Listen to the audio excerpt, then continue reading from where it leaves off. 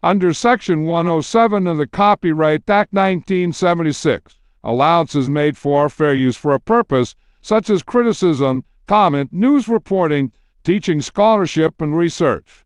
For uses of use permitted by copyright statute that might otherwise be infringing. Nonprofit, education, or personal use tips the balance in favor of fair use. Now let's start this dang show. You gonna have any fights this week? Oh man, we gotta have some fights.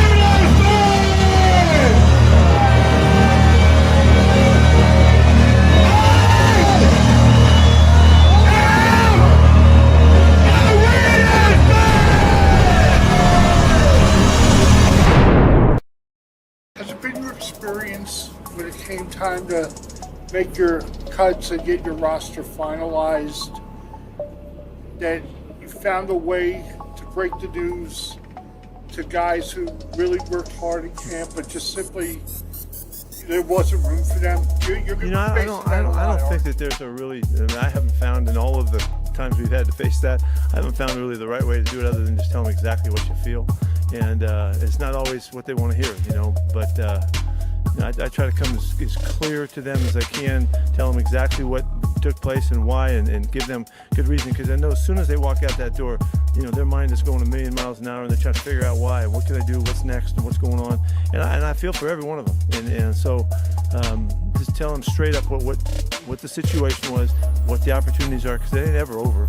Guys come back to us all the time, and so there is always, to me, there's always a positive look at it. It's not like see you later forever. That's not how we talk. These guys that are in this meeting room right here, they deserve to be part of this club. They have given everything they've got. I love the way that they've fought through maybe their old habits, old ways to join us and be part of the mentality that we're standing for here. And they feel like they're our guys. So when we have to do that, I'm going to try to open the avenue so that they have a sense of how they could wind up coming back to us, and it happens all the time. So we'll see. Pete, is your building a roster? What is your philosophy if you got a guy that you think can help you this year a lot, but man, there's a guy that could potentially a couple years from now be something? How do you weigh that? Really well. The next question. No. Honestly, that's the conversations that wind up being John and I, hammering it out, trying to figure out what we think is going to happen, try to predict the future and all of that. That's all part of it. And I'd love to say that we're always right. We got that nailed. But it's hard because there's a lot of variables and who's going to become available and all of that kind of stuff that happens. It's something we just have to hammer out. We get to a conclusion and then we go forward and go and stand together on it. That's how we've always done this. What up? Where is our music at? It didn't start. Stupid music. Stupid StreamYard. Stupid StreamYard, as Captain would say. But with more vulgar though. More vulgar. Anyways, vulgar. What is vulgar?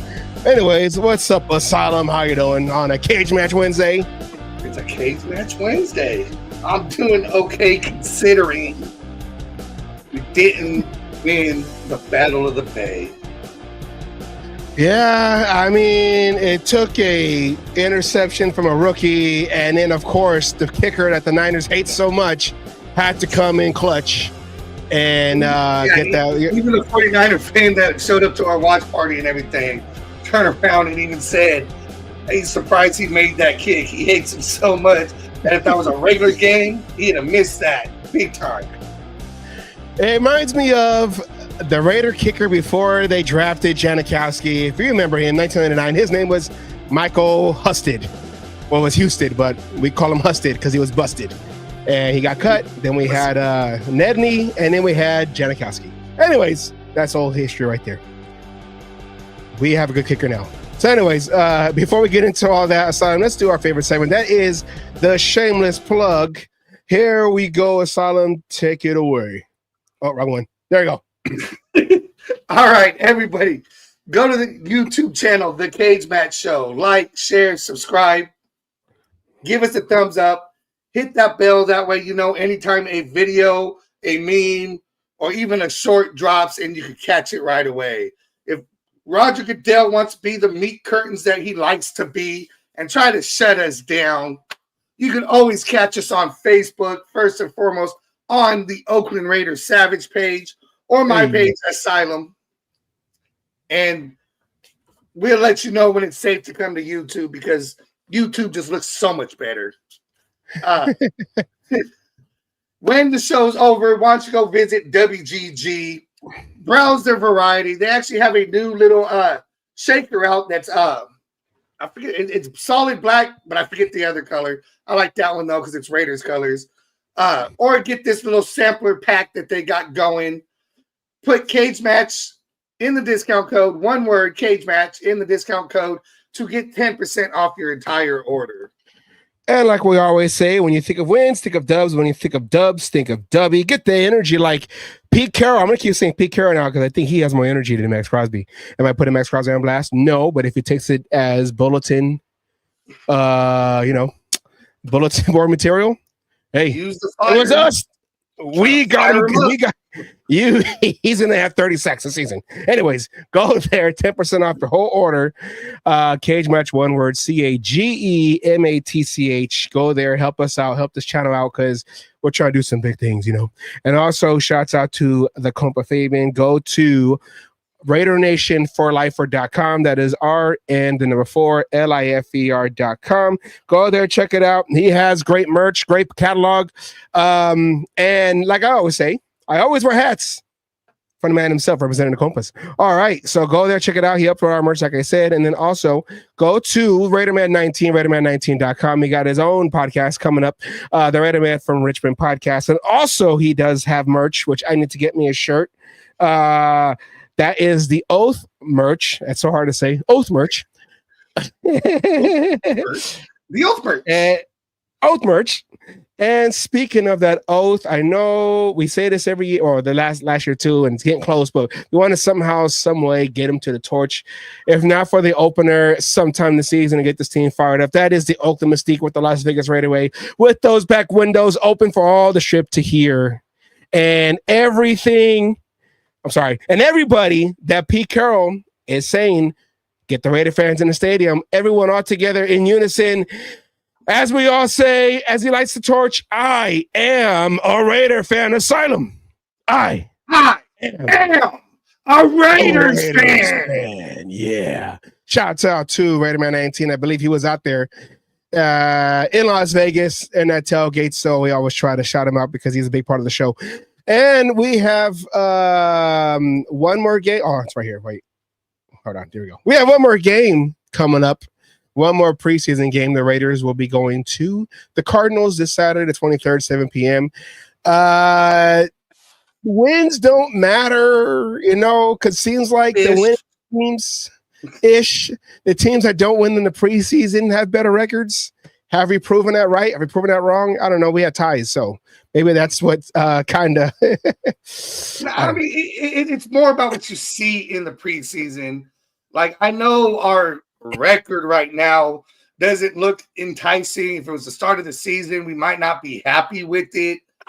But what we're seeing out of the team, and I say team because we're seeing it out of all the starters and the second stringers, third stringers, all the stringers trying to get in, trying to make the team.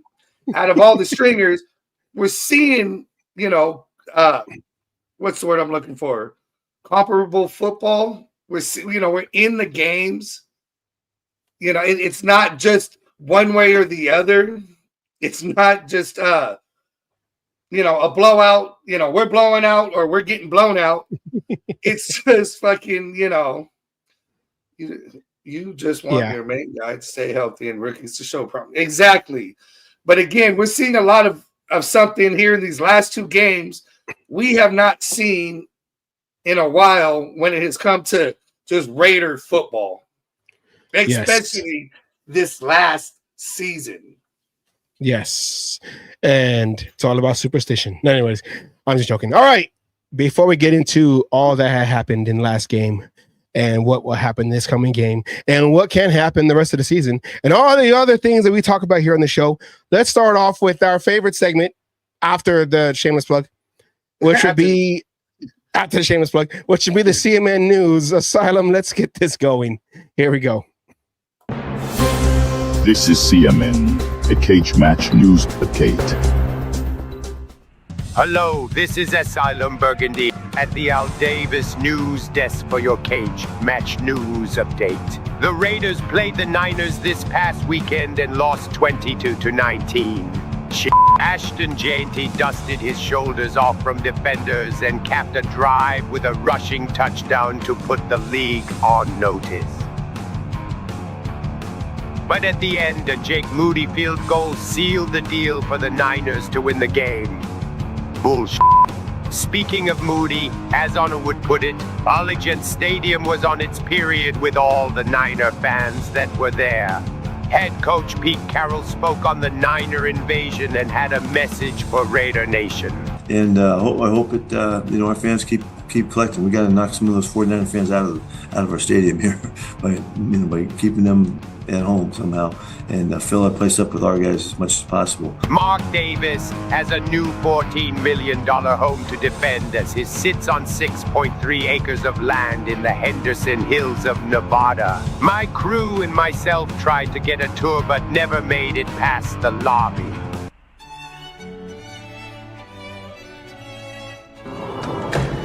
Welcome to my home.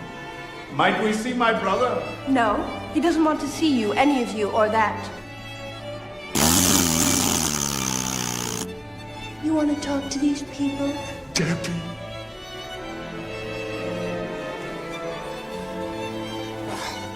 Go away! Sorry. Anyways, fantasy football season is getting underway, and I honestly thought they were bringing the lingerie football league back. I was wrong. Instead, they are putting this out on the field. It's like the WNBA prank, but reversed. The NFL is so confused, it's even throwing off the media. Fans will not stand for this. They can't even stand each other.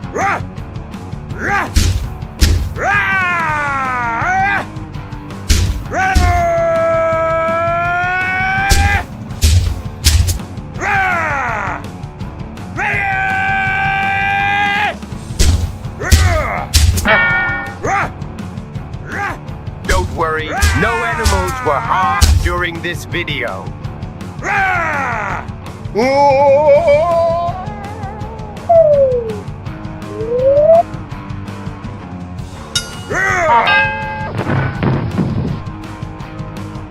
Players on the bubble will have to show more fight than that to make this roster, and they will get their shot this Saturday at Arizona. Good luck, guys. Go Raiders.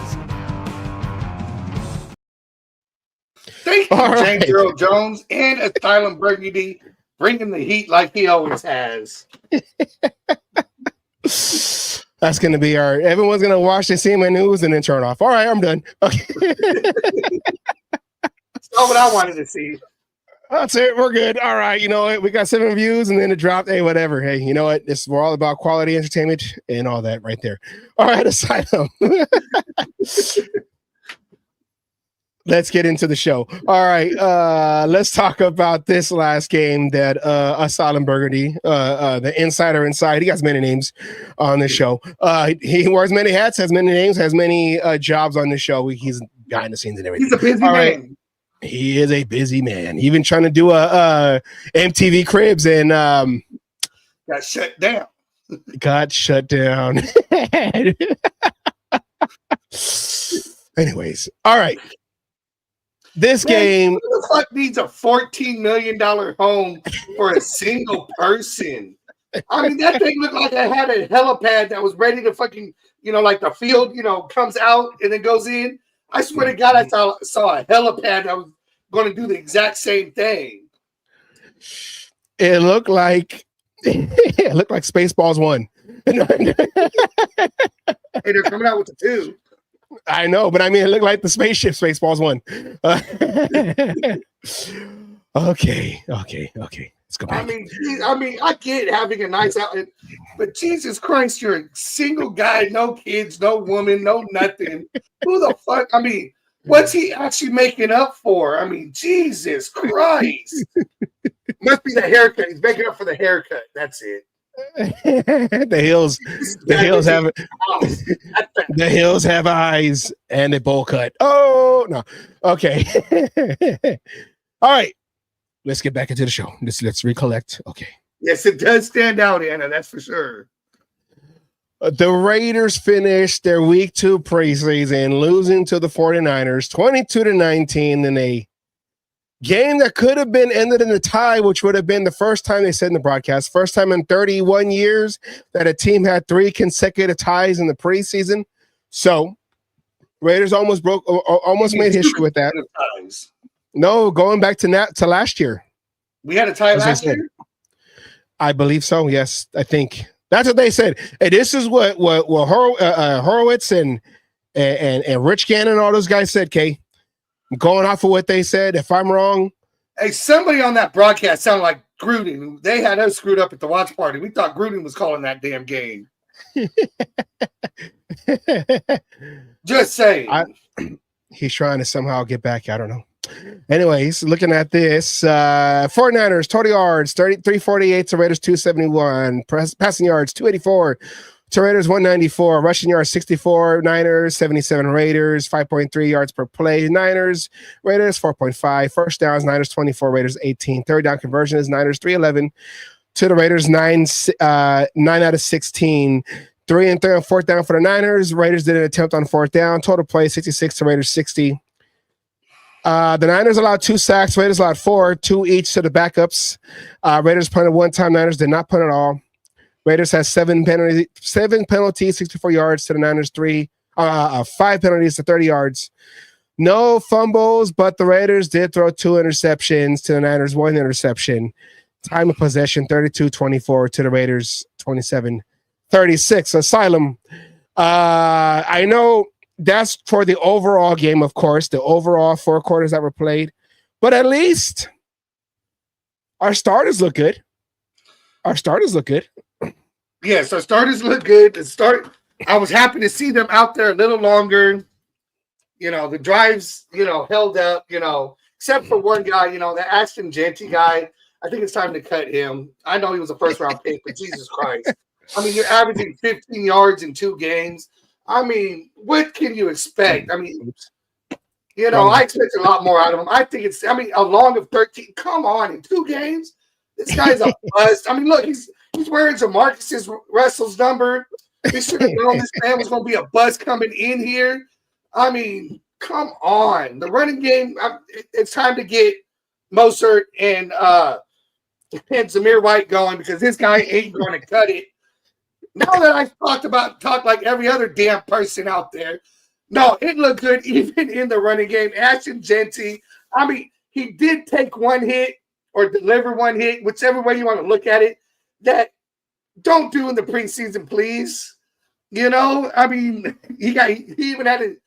You probably have it on here and it come up later, but he he kind of trucked somebody and got trucked.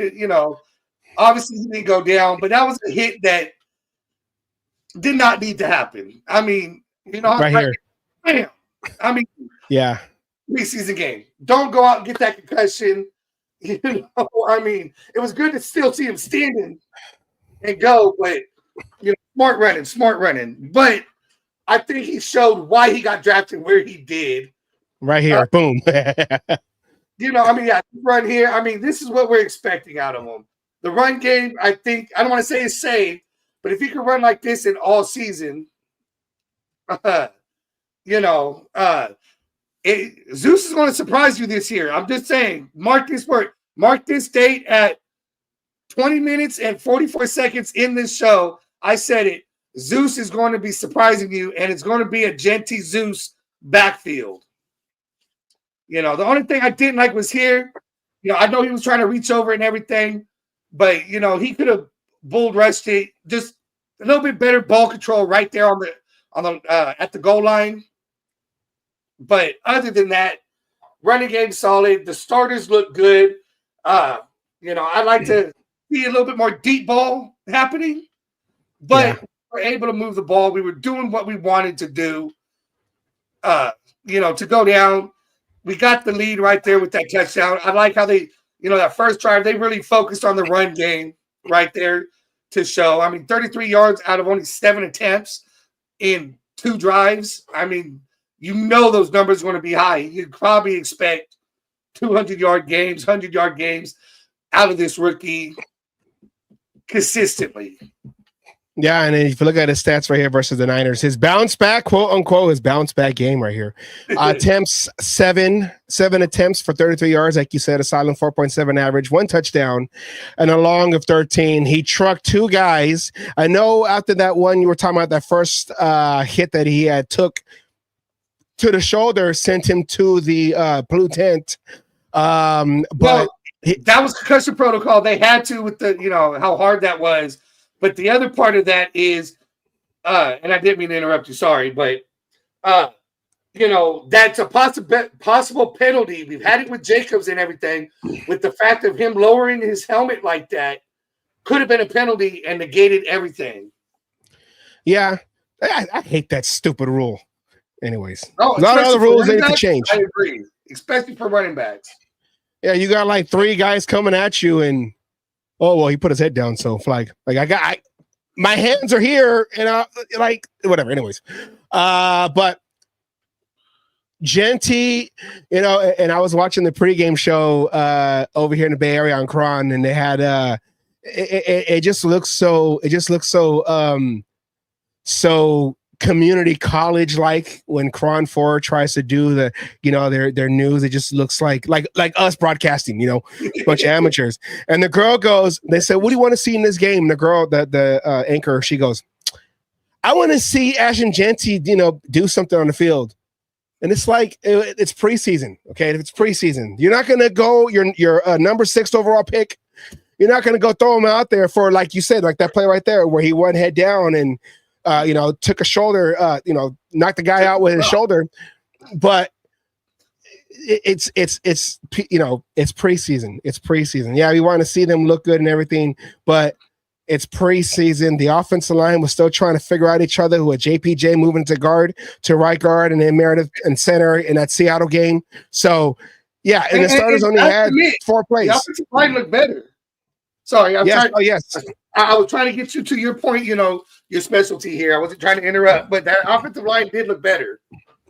Well, I was saying is that, with Genty coming in, and like you were saying, after 4 carries last week for -1 yard, 3 carries for -1 yard, it was like, we should have got Sanders. We should have got, look what he's doing in Cleveland, which, Asylum, who was named the starting quarterback for the Browns a few days ago? I believe it was old man Joe Flacco. Old man Joe Flacco.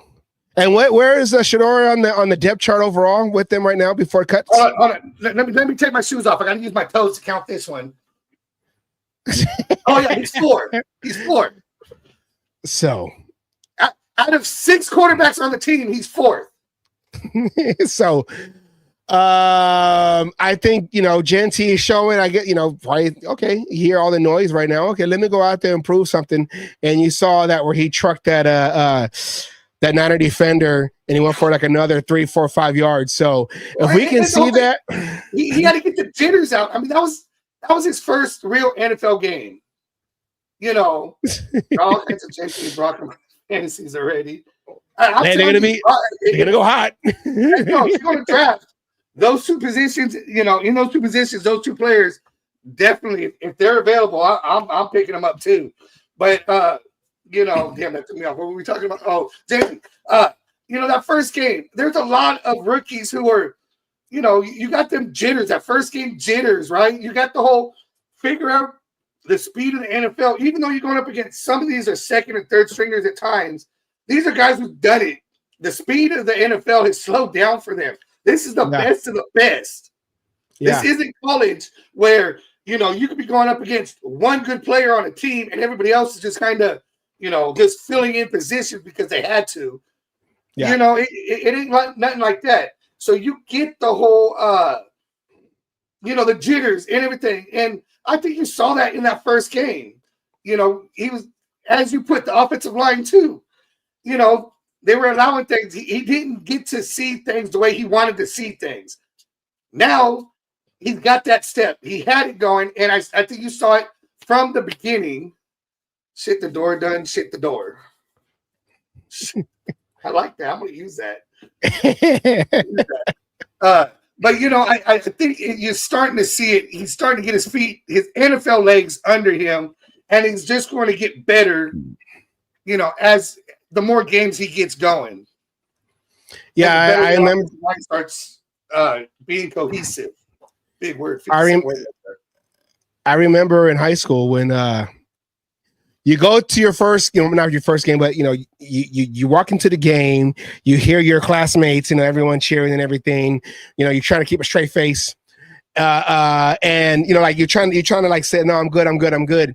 But of course you got butterflies, you're nervous, and you're just doing your warm-ups, whatever. And then, you do some walkthroughs and everything, just simple plays, all that, national anthem, kickoff return, whatever, whatever comes first, whatever. But it's not until you get that first hit, all the butterflies are gone. Now you're like, oh, okay, we're playing football. Okay, there's that switch. Oh yeah, and especially when you're a rookie you're in the show now, like in baseball. You're in the show now, okay? This is big time. Sixth round, a sixth overall pick. Not that's a not that stature is what I'm trying to say is So I was reading comments. What are we talking about? Flip the switch. No. That being the number 6 overall, that pressure. Oh yeah, that pressure. You got the pressure of being that first running back off the board, being basically a top 10 pick, right? So you got those butterflies like we were just talking about, all that stuff on top of the pressure that Tyree Wilson had a lot of pressure with his pick. You got a lot of these top picks who get pressure just because of where they were picked. Being that top running back pick, the first one off the board, that puts a lot into, onto you because you got to prove that you were the best. And I like this guy right here. 95. I like this guy right here. You have 7 passes. Accelerating. Accelerating right there, yeah. I like this guy right here. He came on last week. The new one. Oh, yes. And then this is nothing we don't know yet. Pete Carroll had said in his press conference that everyone's live, which is probably it's going to be like the last game. The Seattle game where it was like starters get one series, just to kind of, okay, and then just the rest will take over. In that motion. Even one series in this one, we know it's all about the second stringers, the bubble, not even the second stringers, probably the third and bubble guys want to get a shit ton of playing time, but everybody else is probably just going to get a little something to be able to, because it's all about routine. You could vouch for this one. It's about routine. And even if it's just, it's not just going out there and putting your pads on, you have a whole routine all the superstitions and everything else that you got to do before a game. And, once you get them starting it, you don't want to take that away for even 1 or 2 weeks and then try to throw it back out there. So you let them go through their routines, do everything they do, go out there, get amped up, get that, adrenaline up here, let it come back down, get a drive or so. Then you pull them off and bring the next people in because now they're out there coaching, right? Yes. Now they're out there coaching the next guy. Hey, man, I saw this, and doing all that because, they're in that football frame of mind. Yeah. If you don't do that, they come out with just a jersey on and shorts, and they're just, ha ha ha, yeah, they're not even paying attention to what's going on, and not necessarily helping that guy who they've been helping all off season, who's on that bubble, who could use that little bit of motivation, whatever it is, to go. They're not in that frame of mind. So he's just trying to keep, I bet he does this, keeping them in that frame of mind, in that whole thing. So when we go into week 1, they're not coming in stiff. Yeah. And then, with like, especially like with the quarterbacks, you got Geno Smith, he got the earpiece in, listening to the plays, and he's like trying to dissect what's going on between the two quarterbacks, Aiden O'Connell and Cam Miller. He can also be that coach on the field, well, not on the field, but that coach on the sideline that's looking at the quarterbacks, because Pete Carroll, even though he's a head coach, he can't really focus on everything like that. So the quarterback, Geno Smith, can go out there and then coach up, Aiden O'Connell or Cam Miller in between possessions to say, oh, you saw that guy right there. If you see that guy coming in, make sure you audible to that. Or when you see that guy coming in, make sure you tell your receiver to do, like on the fly, on the sideline, in-game coaching. And a lot of these players are doing that. The leaders of their position groups have been doing that on the sideline. Once they come out the game, they're over there coaching up these players, because if you notice, a lot of these guys after the depth, after the first string, after the starters, a lot of the depth is younger guys, a lot of young guys. And Pete Carroll, he's known for putting young guys out there in the fire, get them developed right now. Let's go. So. To have the veterans, once they're out, or like you said, they're going through the routine, to get them into that game time mode, even though they're not physically playing, they're mentally and emotionally in the game to help with the younger guys after them, to coach them up, for the upcoming games and all that. So speaking of Geno Smith, let's look at Geno Smith. Oh, I got a question. Are we talking about Trey Hutchinson, whatever, from Cincinnati? Is that who we're talking about, third rounder in Coons for? Because, I'm willing to do a third or fourth rounder in somebody else. Coons, he's on that short, small contract. The guy from Cincy is going to come in on a big contract. But, and I hate saying this because I think he has the potential. Instead of giving up Coons, everyone seems to be high on Kuntz right now with that potential and everything. And I think Trey and Max Crosby, would be able to work with Kuntz and be able to, go in there and going. But I'd give up the third rounder and Tyree Wilson for him. I seen that too. Tyree Wilson in his third year, Third year. Potential. The potential. Tyree Wilson has the potential. I'm not going to take away from him. And trust me, I talked all kinds of shit. I'm not, we got Kuntz on the 1 year small contract. What was it, $10 million, something like there? This prove it year. Now he's done pretty well for when he's been in there so far.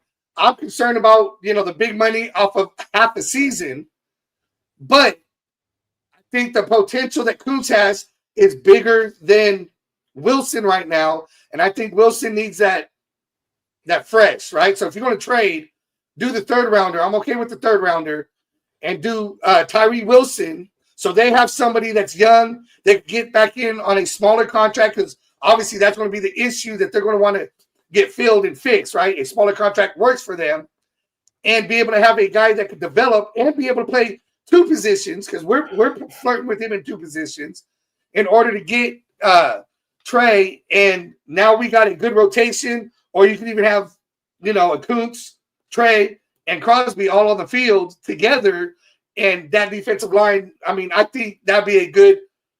Those three together fills that big void of losing Wilkins. I was trying to see if I had that graphic up here with the, I don't have it. I got to find it with the money that was spent on defense. But I seen this and I was going to make a graphic of it too, but I saw this a few days ago. The Raiders right now have 35.3 million left cap space. So I don't know if, you know, if we're talking about money. I mean, you got to remember, trades want to come in, and the only reason you're going to be able to trade for him is he's in contract negotiations and he's not happy with the way it's been going. So you're going to be paying him money in order to get him. Yeah. A trade and sign, yeah. So, you know, for me, the guy I'd give up on the defense would be Tyree. Yeah. And that's tough because I still think Tyree is going – you're going to see – big, you know, in the Niner game, I know some people were talking shit, but in the Niner game, you know, there was a tackle for loss because Tyree was in the backfield and forced the guy to stop and try to go around. You know what I'm saying? Which allowed the rest of the defense to get there. So, you know, he may not be making the tackles to get to the sacks, but he's affecting plays, and that's what you want to see, you know, especially out of a DT position. And this is true too. What I'm hearing, it may be mid to late season for Kuntz to even possibly get back to form. He is too worried about getting re-injured and is playing that way. And that was one of the things we talked about a few weeks ago. Is we don't really know exactly. Did I just say it was a lower leg injury? But was it Achilles? Was it a ACL?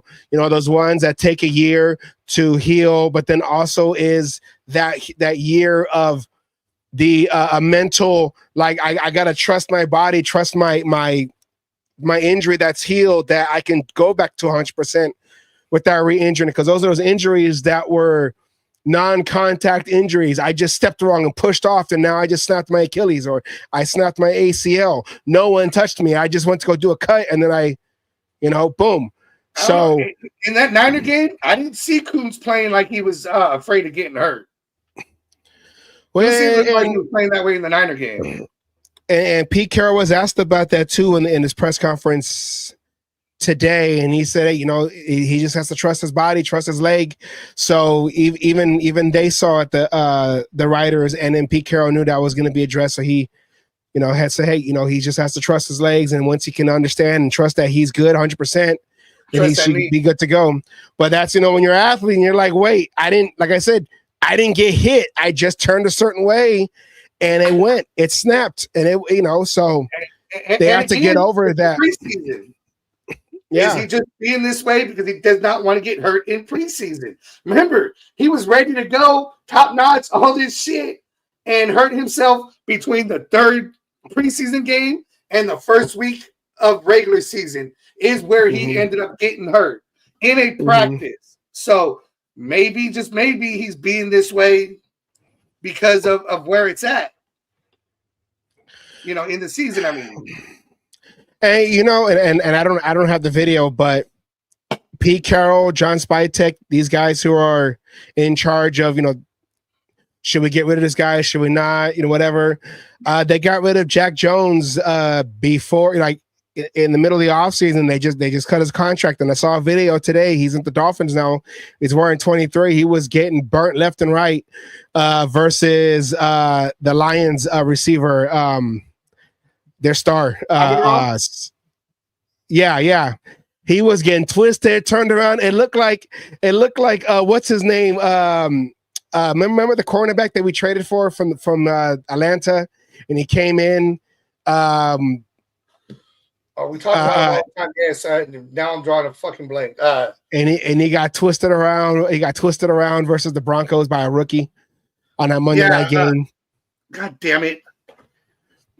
But yeah, he looked like that one. He looked like him in that practice. I can't remember his name.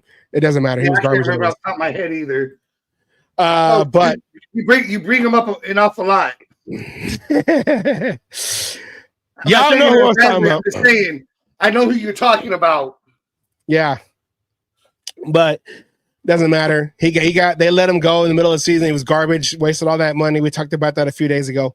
A few weeks ago, talking about with the Christian Wilkinson and the wasted money. You know what I'm talking about. Anyways, let's go into the quarterback play. Solemn, you were talking about this last week that you want to see more from Geno Smith, more so from Geno Smith, because we traded for him. He's supposed to be the guy that's coming in, not necessarily our future, but at least to hold the fort for the next 2-3 years until we can either draft a guy or develop a guy. You know, Cam Miller we have on the roster. He looked good against Seattle, not so well this past game. But then, you know, whoever's going to come out next year. So Geno Smith is going to be that bridge/veteran quarterback to at least reestablish that quarterback position for the Raiders for whoever's going to take it over after he's done in playing. But looking at Geno Smith's stats right here, completions to attempts, 6 completions, 8 attempts, a 75% completion percentage, yards 55. Passing yards, he had a 6.9 average. No touchdown passes or interceptions, with a quarterback passing rating of 93.2. He only played the first 2 series. That's when they scored that touchdown with Genty at the goal line. Looking at how he played, I mean, what I liked about what the Raiders did here is they went aggressive on all first downs. Right here, you see this play right here. This is the first play of the game for the Raiders offense. Going deep to Brock Bowers, or only he can get that ball. So Brock Bowers is ready for the season. Oh, Brock Bowers is Brock Bowers. I mean, Brock Bowers is Brock Bowering, and I don't expect anything less. And I mean, after that first down, there was a first down with Genty. They were going deep. Now, both times they try to go deep to the rookie Thornton. Yeah, I get, you know, he's going through growing pains. The one thing that Thornton has to do is not turn too early. You have the speed to separate and then find the ball. I think when it comes to that, they're missing one person. They're not trying to go deep with Trey Tucker, who's got a couple years of experience right now going. I get they have that connection, or there might be a connection with the rookie. But you know, Trey Tucker's not slow, okay? He's got speed. Why isn't he being used out, you know, in this? You know, I mean, I don't think he spent a lot of time on the field, other than a few here. You know, we didn't see much of Jacoby on the field either. So it might be, but you know, you got to remember you got 2 different speedsters there, and Tucker has a little bit more experience to be able to adjust to balls, because he's had to deal with so many different quarterbacks, you know, all this, that I like to see it not just to Thornton, because right now they're seeing Thornton and everyone kind of knows what's going on. You're making yourself predictable right there with that. Well, maybe they don't want to show any plays too much when it comes to their 2, because you're talking about the 2 starting receivers as of right now, Jacoby Myers and Trey Tucker. You don't, like you said, you didn't see too much action going towards them these 2 games. 1 catch here, 1 catch there. Trey Tucker had that 1 catch in the middle of last week's game. But you're seeing the rookies with the starting quarterback like Thornton getting action, and you saw this catch right here with Mayer showing that he can snag that ball right there in the goal line. But maybe they're not trying to show, you know, what they're going to do with them because they're trying to keep that ace in the pocket. Maybe that's what they're doing. Very vanilla. Let's just get the new guys, the rookies, some burn with the starters just to kind of get them used to it. The one thing I'm surprised with is that Jack Besh has not been out there with the starters, really. It's been Thornton. Jack Besh has been, you used the word lightly, struggling since even training camp. Mm-hmm. I mean, there was all this high hope. You know, you were talking about pressure earlier when it came to you know, Genty and that, you know, number, you know, where you were drafted, position you were drafted in, and Besh was one of those guys who held out for more money. Guaranteed. You know, you know, he was one of those guys, and now with everything that's going, did he focus on the wrong thing? I mean, we'll have to wait and see. He's not going to get cut. Not being a second-round pick, that's for sure. Especially when his contract is all guaranteed. Of course not. But he did put a lot of pressure and a lot of focus on himself by doing that, and right now it does not look like it's paying off for the Raiders. Or maybe they're getting Thornton. Huh? Do I gotta go get the foil hat? No. Maybe they're just trying to see, okay, you know what? Jacoby Myers is good. Trey Tucker's good. But then, well, Besh went in like in the second quarter. I don't know. I was trying maybe. They're like, no. Let's just confuse everybody else watching our games so they can't really try to get any tips early before they play us, before the season starts. And we'll just keep these, like, oh no, Bish he's not good. No. And then when the season starts, he's the Wes Welker of the Raiders or whatever, So I don't know, You got a veteran head coach, and for the first time in a long time outside of John Gruden, a veteran play caller with Chip Kelly. So I don't know. This all could be, we're playing possum. Oh, we're playing possum. What's up, Ed? I saw you in the comments. We're playing possum. Oh, and then in game 1 versus the Patriots, Raiders win 42-2. I can't say 2. That's a safety. Anyways, I was trying to get a lower score. Okay. See, right here. Okay. Horror said it right there. He goes, I heard Besh had a really good practice today and even heard he may be moving ahead of Porter. Or well, not Porter. It's Thornton. Porter's the cornerback, but it's like the same thing. Both rookies, raw talent, still got to be coached up. I get them mixed up. But see, that's what I'm saying. No. We'll throw them in there with the seconds just to give the NFL, what is Pete Carroll doing over there? Pete Carroll's like, I'm trying to show you that I ain't got it. I mean, that I haven't lost it. That even I'm going to be 74 when the Raiders come back to Las Vegas on their home opener against the Chargers. Sorry, I'm getting shades of fucking Al Davis when you say that. No, I'm not getting okay. The way you said that, I got flashbacks of Al Davis. I got to show the NFL I still got it. And, it kind of led to a good 10 years of, fairly mediocre football. Ed said until Davis opens his wallet and starts spending money, elite players like Hendrickson or Parsons will be mediocre at we will be mediocre at best. We gotta extend. We gotta make sure we can extend Jacoby Myers first. But yes, we gotta do that. And I'm sorry, but I thought Max Crosby got paid pretty fucking well. Yeah, and everything. We can't keep him. I don't disagree with picking up players of those calibers. We paid out pretty well for Wilkins. Unfortunately, that didn't work out for us, with the way things went. But I don't think Davis has a problem his wallet. It's just that was a very expensive kissing booth. Yes, it was.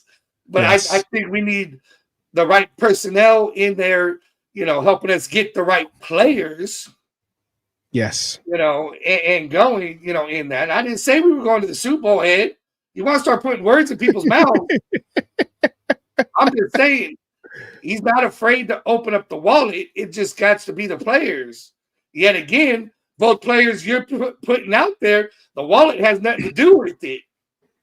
It's what do you want to give up for your future in the draft picks to be able to get said players, because it ain't going to be cheap to get those players. Mm-hmm. Horace says they need to run Genty behind our stud Brock. He will clear the way. And that is true. And, everyone's saying that Jacoby Myers hasn't proven himself to be a number one receiver. But if you really think about it, Jacoby is the number one receiver.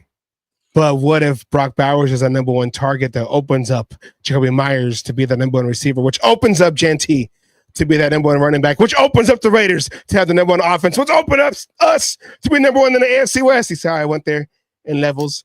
I'm fired up for this season. I might be off the hinges right now, but it's okay because it's preseason football. I'm trying to get ready for. Or I hope I don't use up all my excitement now and then the season goes tanks at the first game. No bad juju. We'll make sure we clear that juju before the season starts. Where's the erase button? Rewind. Where's the fucking rewind button? Last time you did that shit, we ended up with juju. Trying to get it out of the system, get it all out of your system before it all matters. But Asylum. And I don't disagree with you, Ed, on wasting Max's talent right now. But typical Raiders fashion, when the defense is good, we ain't putting the money on the offense. When the offense is doing good, we don't put the money in the defense. So, you got to find that perfect balance. As you said, one person don't take you to the Super Bowl. One side of the ball doesn't either. You have to have both sides, at least 2 out of the 3, positions, working. It's rare. It's rare. The Bears, 85 Bears, and their offense was good, but the 85 Bears, the 2000 Ravens, we remember them because their offense was not good. Trent Dilfer was not good. They won the Super Bowl. Even though there should have been a flag against Tony Siragusa in the end zone. But anyways, garbage game. And then, of course, the Buccaneers, we saw them in the Super Bowl where they had that number 1 defense with Brad Johnson playing quarterback. But that was more so our own selves, whatever the issue was with our offensive line, Bill Callahan, our center, all those conspiracies that we had to live through for the last 22 years, 23 years. So the one side can take you. Usually it is the defensive side. So I don't know. This is what it is being like a Raider fan. I've given to him and has zero clue on as to how owners has to take that chance and could blow up. He'll never spend the money needed to be a top 5 organization. He spent it on his house and the Aces.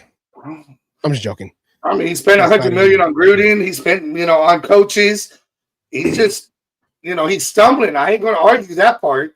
He's stumbling, but you keep talking about he ain't willing to spend money, but all I've seen him do is spend money. He just needs to be smart about how he's spending that money. He's just not doing what you want and what half of us as Raider Nation wants in other things, because you can open up your wallet all you want. But again, for those 2 players you suggested, you have to mortgage your future. Now, there's a balance that you got to find. Because do you give up draft picks, mortgage your future? Al Davis did that. And then look at how long it took us to get out of that situation. You don't understand, Asylum. He's not doing what we want, okay? Because clearly what Mark Davis has been doing hasn't been working. So listen to the fans. Hire AP. Anyways, not joking. we were there. We were one of them. We were one of them. Not Ed. Ed, I don't think Ed was on the AP train, but we were like, yeah. So, hey, but you know what? I'm with you there. Improvement year after year. And that it starts with your coaching. It starts with your draft. It starts with your free agency. And this free agency was a little suspect, especially on the offensive side of the ball. We already traded for Geno. Offensive line, we brought in what? 1 person? 2 people, Kappa, I think at most. Kappa. So free agency, it's looking suspect. The draft looks halfway decent, and that's 2 in a row. You build your team through the draft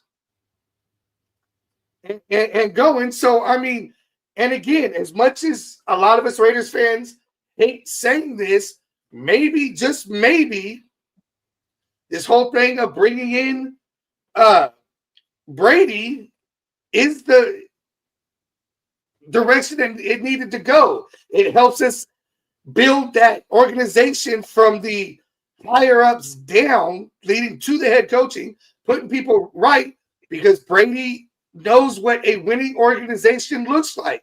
There has been talks many, many a time. You could talk about from Hondo to, all the reporters on how many people we had in place in the office. We have 5 people that are fucking vice presidents of this when you don't need that many people. And then there was no continuity. You can't talk to this person. You have to go through me. It was all this shit. And Brady came in and said, you're gone, you're gone, you're gone, you're gone. condensing all this shit. He kind of Donald Trump that shit and just said, "You're fired, you're fired." But again, you got to start there because you got too many cooks in the kitchen. It ain't nothing but chaos. And the food don't come out tasting good. And we've dealt with that long enough. And I agree 100% with the improvement year after year. But it starts with keeping key players, bringing in key players. I know you disagree with me on this, Ed, but Savage said it. Resign Jacoby because he is a number one receiver. And then you can focus from there. We got young receivers. We got things going. You can focus on the offensive line. Start bringing in those defensive guys. The secondary itself. And then what happens when you spend all your money, Ed, and you have an injury and you have to go get this guy? Or you're talking about the fourth lowest, but you do end up trading for a Parsons or Hutchinson and fucking have to pay either one of those men that big contract. Because that $35 million we got left, it's going to be a majority that's going to go to that player for this season. Well, going like you said, Asylum, we spent all this money on defensive player, and then and God forbid he gets hurt. Christian Wilkins, 5 games, all that money, someone at 30-something million in the balance. 30, was it 38 or 35.2, something like that? 30, 34, 30, something like that. It was. I mean, but see, that's where it's like, do you take the gamble? Or we wouldn't like, and I think that's also where we're trying to figure out too. I know Pete Carroll only got the 3 years, 4th year option, 74 years old. Starting week 2, he'll be 74 years old. So Pete Carroll is not your long-term coaching answer, a head coach, but could he be grooming somebody? Could he be taken over by a Patrick Graham or a Chip Kelly, or whatever? So that's what we got to figure out. Are we trying to play for now? Are we trying to build? I know Pete Carroll said we want to hit the ground running. We ain't got time to rebuild and try to build this thing. We want a plug and play, fix it, take rid of it, go to whatever. Do we got to do is to start getting this thing going now. But also, it's like, okay, well, show me. Like Ed says, okay, spend the money, get this guy, show us that you're playing for now, or tell us, like, how are you going to do this? Because like you said, Asylum, we only got one guy on the offensive line, from free agency. That was Kappa. Yeah, we drafted 2 players in this past draft play offensive line, but we only had Kappa was the only one, and he wasn't even the best offensive lineman out there. He was he was like worst last year statistically. So, and then we haven't really seen too much of him because he's been hurt all throughout a training camp. But then the year before, we drafted 2 guys who were luckily able to step in and be productive and go. So, we're building that offensive line cheaply and having long-term, because those rookie contracts, 4 years of them, get going. We're hoping those other 2 guys are able to step in and do a job here shortly. But you have to, again, build. You have to coach. You have to go. And then, if you don't pay, you don't win. I mean, yes and no. Again, when it comes down to it, all these good teams, they're able to only pick up 1 or 2 guys in free agency, spend big on that 1 or 2 guys. But what's the difference between them and us? They have coaches there that are able to draft a guy and coach him into the position that he's going to be playing and be successful. We haven't been able to do that because we get a guy that's good, we cut him. We got a guy who's not playing to what we want to say expectations. We keep changing head coaches, and that head coach didn't pick this guy, so he's going to cut him because it's not his guy. Then he goes. Or it don't fit his philosophy. Yeah, or it doesn't fit his philosophy. More viable backups if starter goes down. No, that's true. But who was it who just oh fuck! I just read the damn story too. Dude was crying and everything because he's a backup. Badgett. That's it. The Bears just paid him $10 million to be a backup. Yeah. They're taking it serious. And I agree with you on that. But every time we try that and we have a high-priced backup, all the team does is get bashed by Raiders fans. You know, that why do we have a high-priced backup? You know, you got a high-priced backup. Well, Minshew, you had oh fuck, why am I drawing a blank on this goddamn? Oh, it was a few years ago. God damn it. Played behind Derek Carr. Oh, that was the dude from the Titans. Yes. Yeah. And he went to Atlanta. Not he had the number 8 though. I know you're talking Marcus about Mariota. Yeah. It was Mariota. You know. Yeah. Sopo. I guess no mention. But but that's the thing. When it happens, people want to talk shit about it. And then when you need it, and you're starting to get hurt, you have that guy, you look like a fucking genius. Yeah. I agree with you. We need to be focusing that way on not just the quarterback, but running backs on key positions.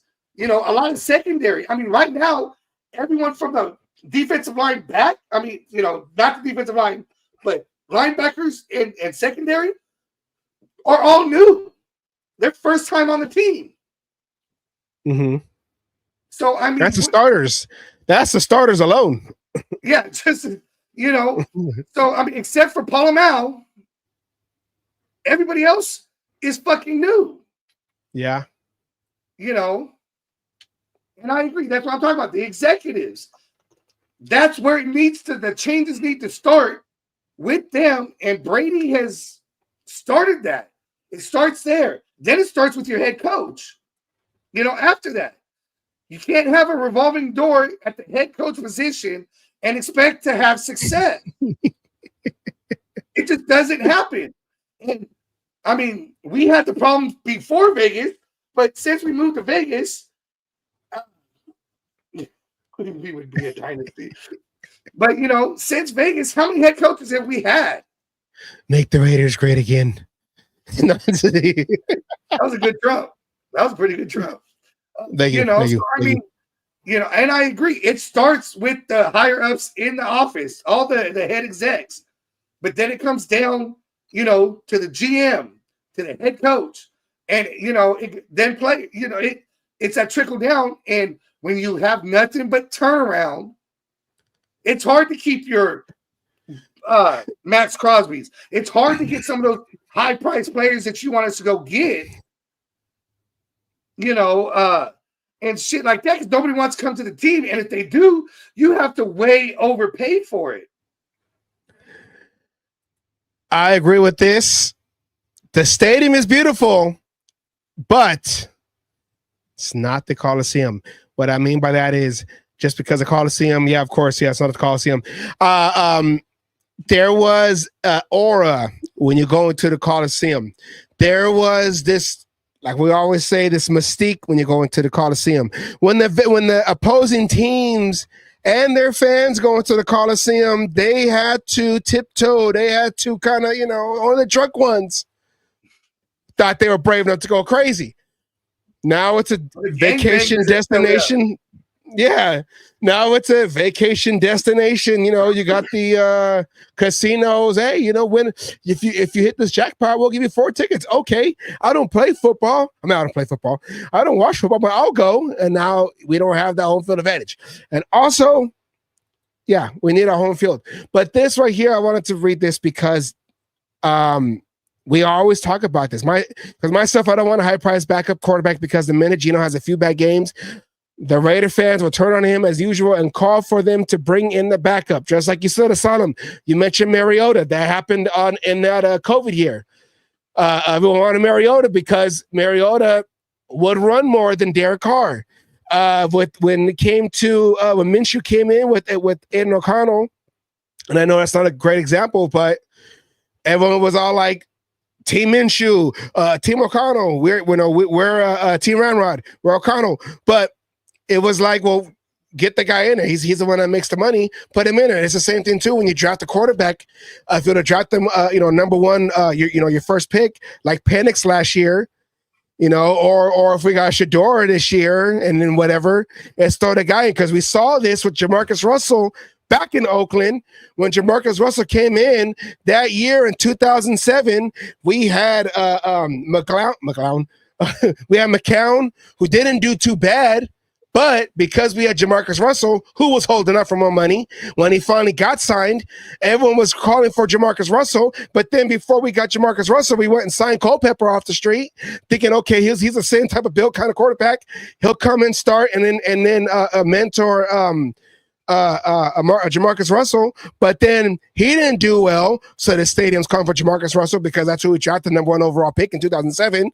Before we even got, we could have got Calvin Johnson, we got Jamarcus Russell, and then we saw what happened there.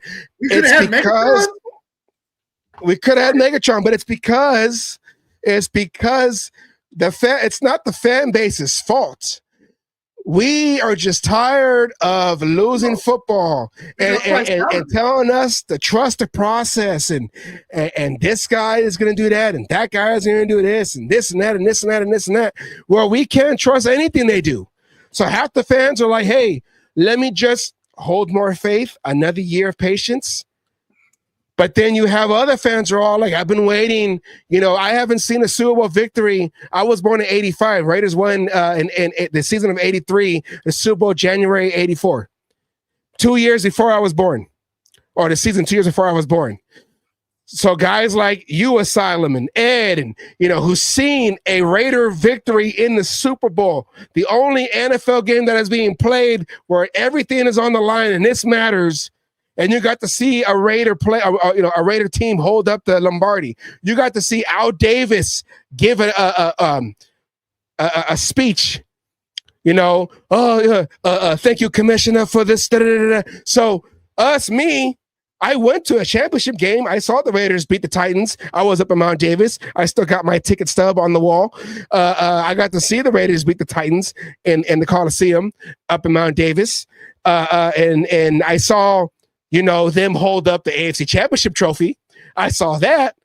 But after that, the Super Bowl and the 22 years after that, it's like I just turned 40.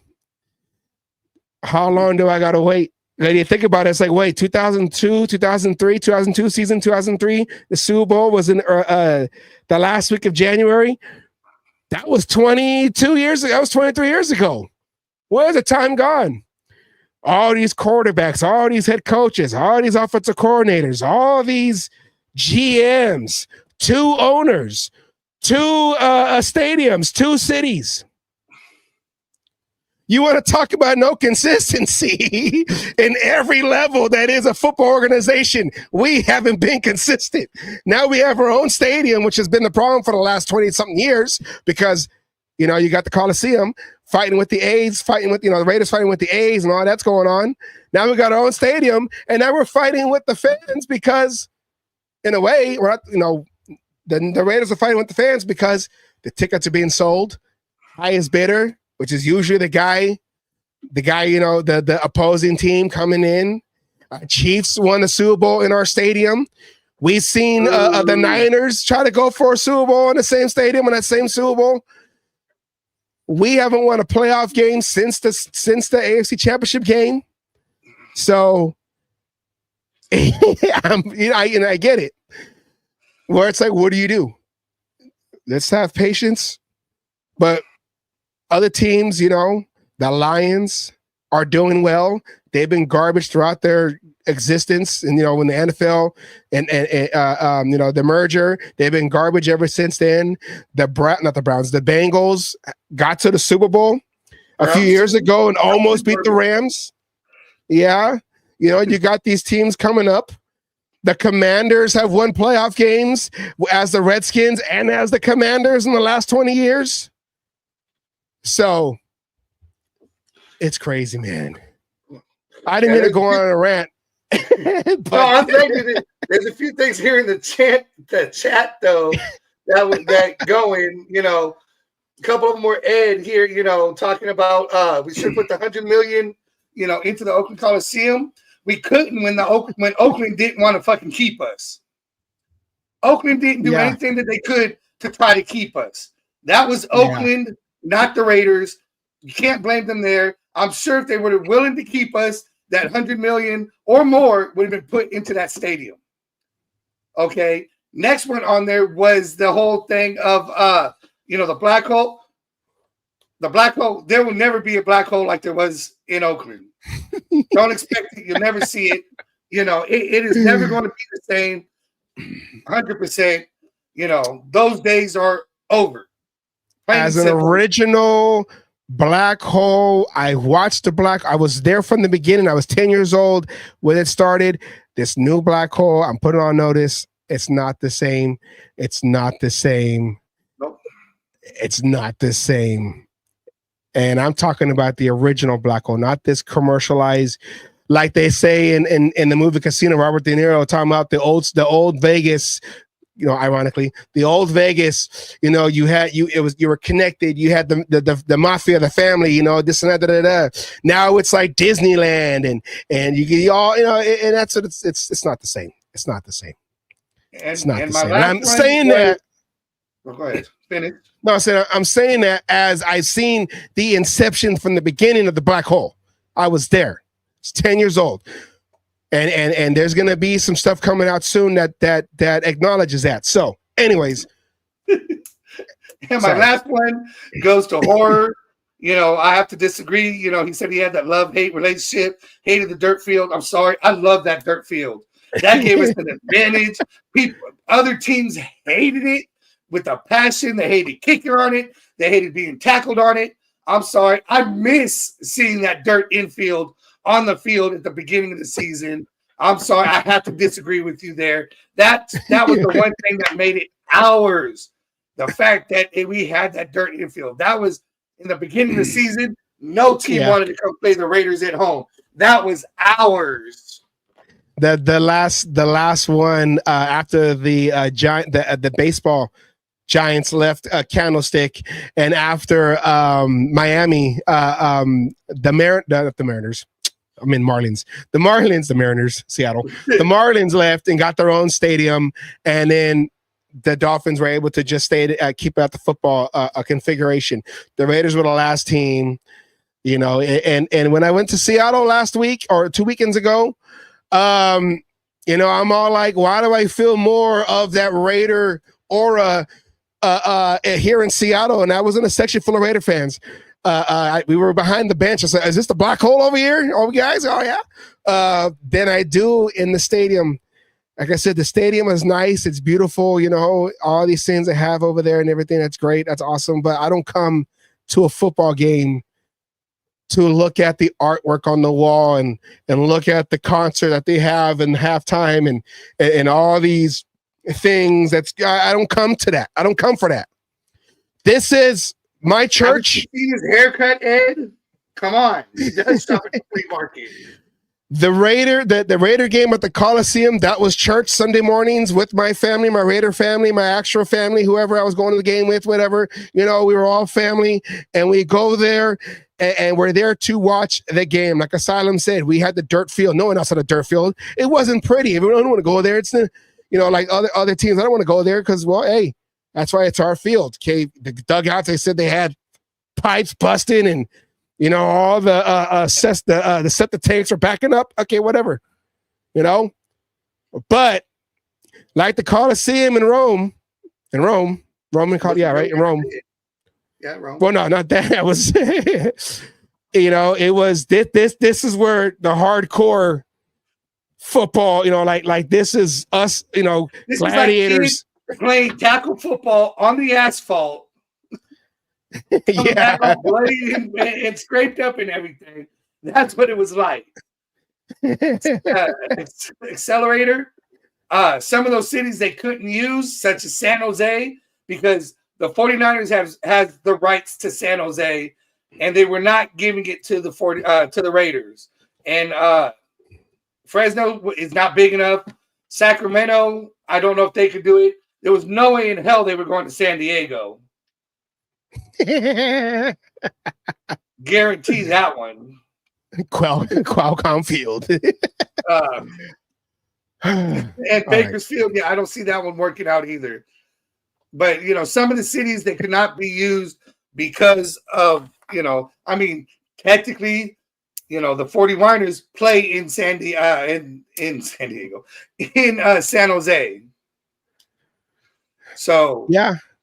And actually at the time, Ed has a point here. At the time when all this was going down, the Chargers were still in San Diego.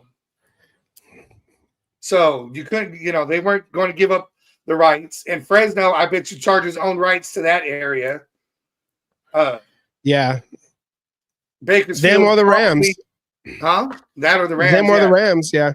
Because we had that whole issue with where they held training camp 2 years ago, and we weren't going to be allowed back because, they didn't want to give us permission. So, it's not just that easy. And you have to remember the whole, neither did Al Davis. Al Davis wanted to move to Vegas.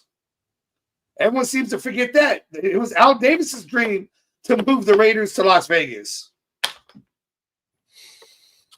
I don't know. I know that was from that clip. That they did. But we asked that to Kingdon, and he said Al Davis never speak about it. Al Davis would have his birthdays out there in Vegas, but I don't know. I know the idea wasn't an idea because of the gambling element of Vegas, but I don't know. It is what it is. This is what we got now. And,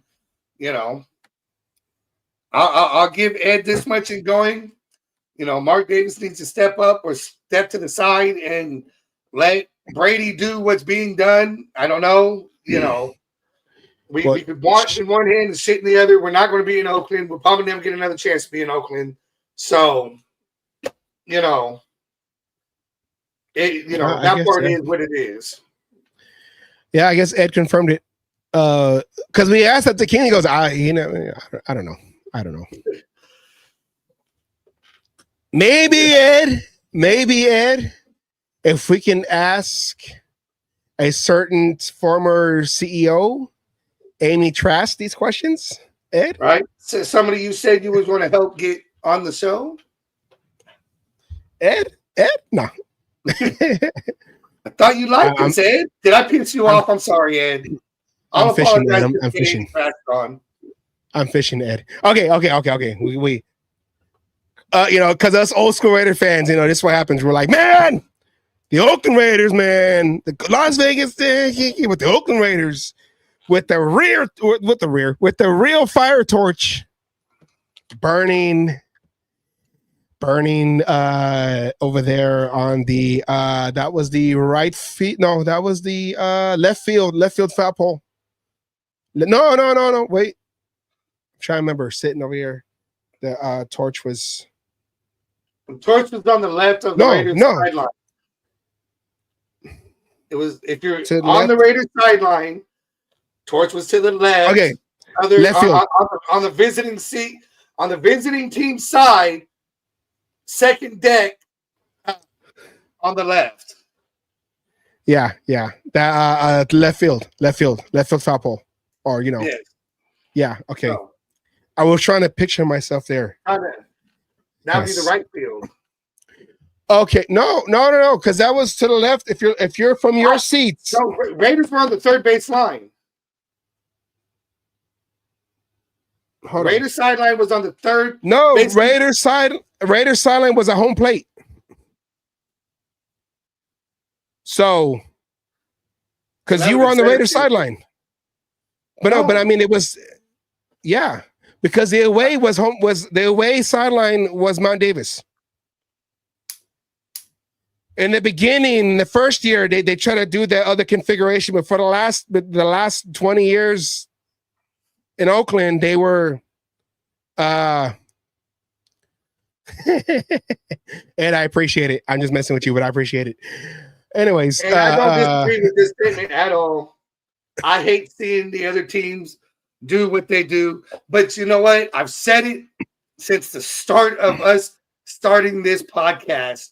So that's working on 3 years ago now. right? 109 episodes ago, and I've been on every damn episode saying it every damn time. The way you solve that problem is by winning. You start winning, and you know you're going to get the fans in there. I don't. You know it.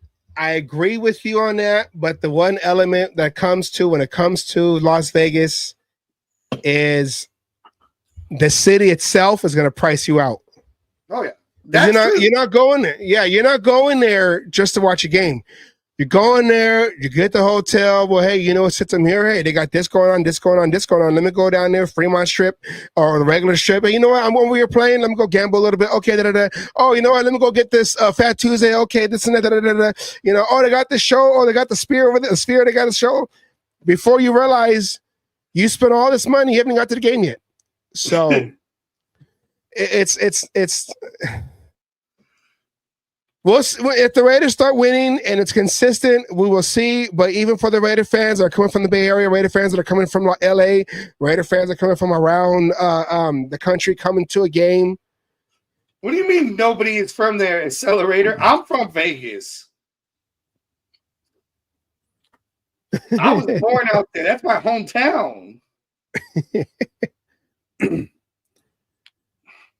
So there's a lot of people, and there's a lot of people moving out there and everything. The problem is, like Savage was saying, it's just getting to be an expensive town. You know, you don't go out there just for a game. I mean, I used to fly from where I'm at now to California for 3 seasons because I was a season ticket holder. Moved out, to where I'm at 3 years, before they moved and everything. And I was flying out there, to the games. Yeah, Anna lives in Vegas. Hold on. We'll put Ed back up, but and my godmother lives in Vegas. She's a Raider fan. Yeah, she lives in Vegas. But and I get what Accelerator's saying. Like with the Aces, they moved. They didn't start in Vegas. They moved over there, but they changed their name to the Aces. I forget who they were. No one cares about WNBA. Sorry, if people care. Championship. But they won 2 so far for the city, by the way, and then the Golden Knights, the championships. Mark Davis and Tom Brady. But and then you have the Golden Knights, who expansion team, born in Vegas. They already won a cup. They were in the finals, the Stanley Cup finals in their first year, I believe the first year of inception, becoming an NHL franchise. So the Raiders, once again. The Knights, and Anna just put it up here. The Knights are the only true homegrown team for Vegas right now. No, the Knights were born in Vegas. The Aces, they moved to Vegas, but they changed their name when they got to Vegas. And then the Raiders on their 3rd city, their 4th move, but their 3rd city. We got to stay in one spot and grow roots. And now hopefully baseball team is not even homegrown. The A's. Yeah. All right. Let's get back. Ed said this, which is a good segue. Wait, what happened? There it goes.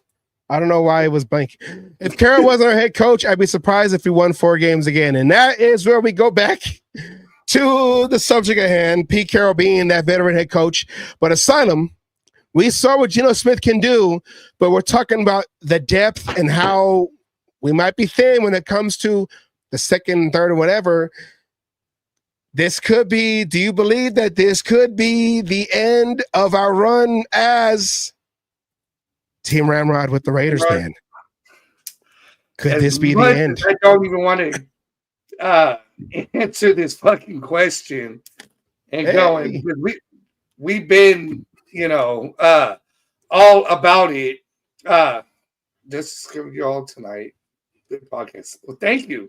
No, Accelerator was here last week. I remember. He introduced himself. Last week.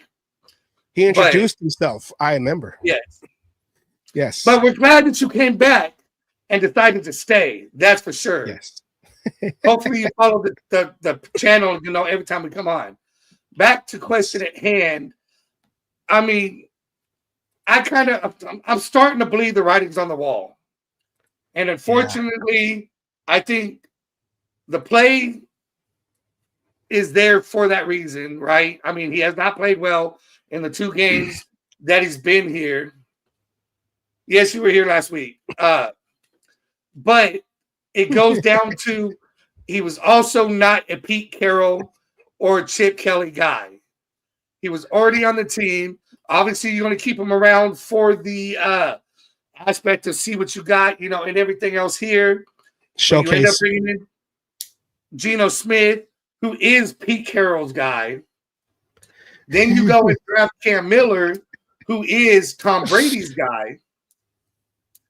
And you put in the struggles that O'Connell has had these last 2 games. I think, is that fact or satire? I don't know. I think there's a good chance that he might end up being traded. Looking at his stats from this past game, Aiden O'Connell did get most of the playing time between Geno Smith and Cam Miller. 33 for 53 completion to attempts, 62.3 percentage. 343 yards, average 6.5 touchdowns to interceptions, 1 touchdown. Oh, no, I'm sorry. Let me start over. This is for the 2 games. The 2 games he played. Okay. Yes.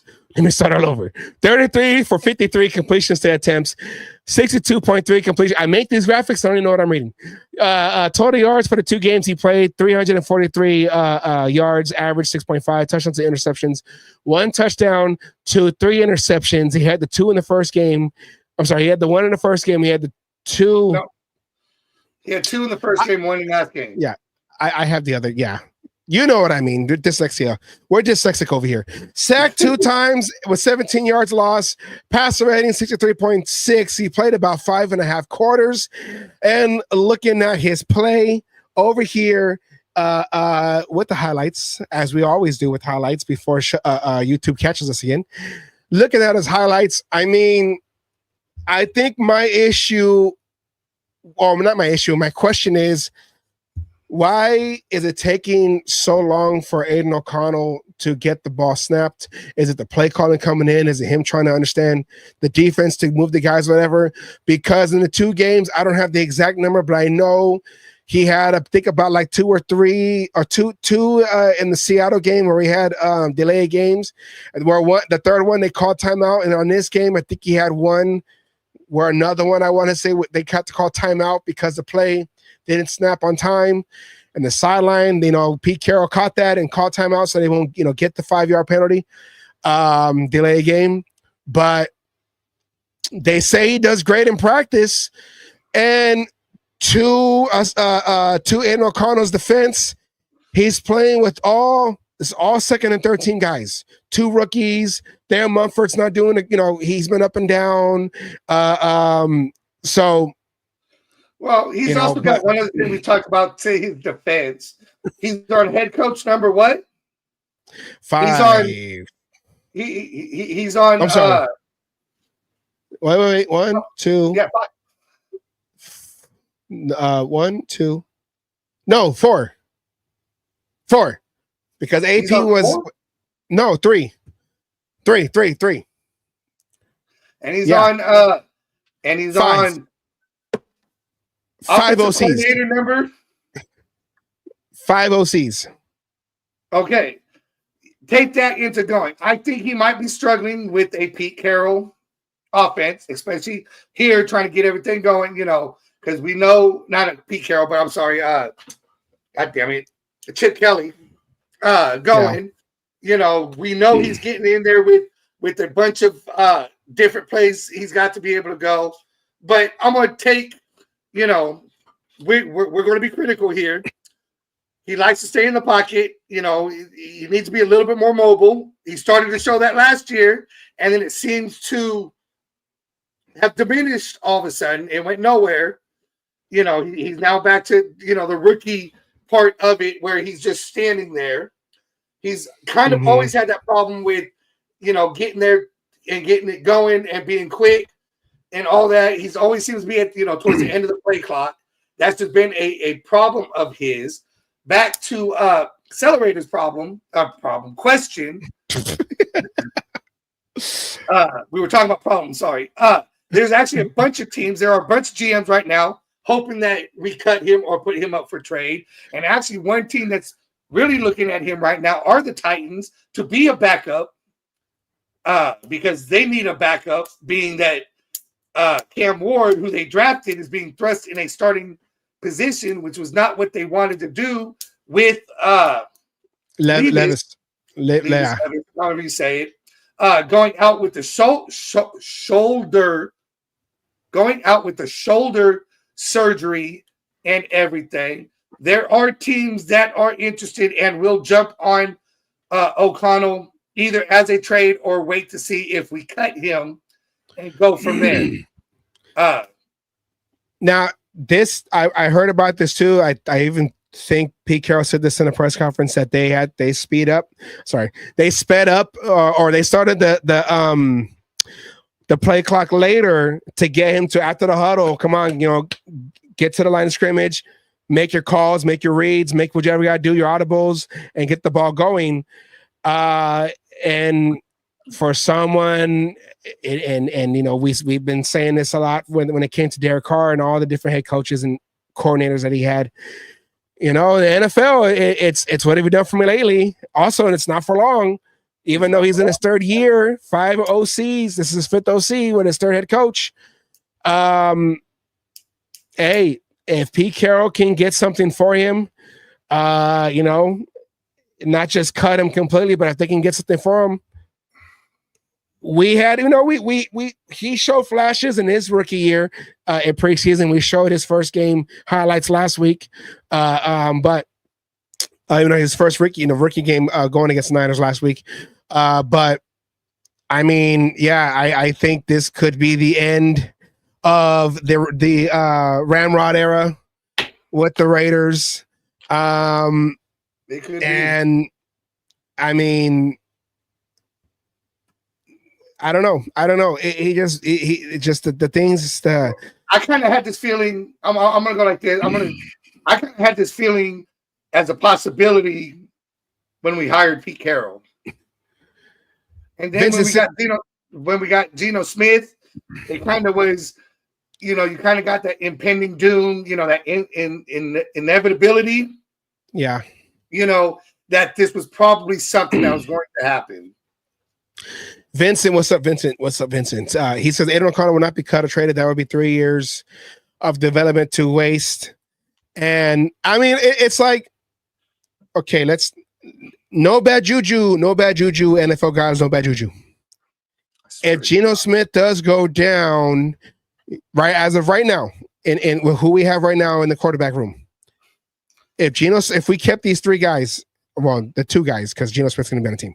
If he goes down in the middle of the season, the question is, do we keep the 3-year guy as that veteran, you know, depending on whatever the injury or whatever it is with Geno Smith, or do we, you know, develop Cam Miller up until the point where we got to throw him in there and now, hey, learn on the fire? Now you might as well show the Cam Miller highlights right here, because Cam Miller did great against Seattle, but again, in this particular game, he did not play any better than Aiden O'Connell. Yeah.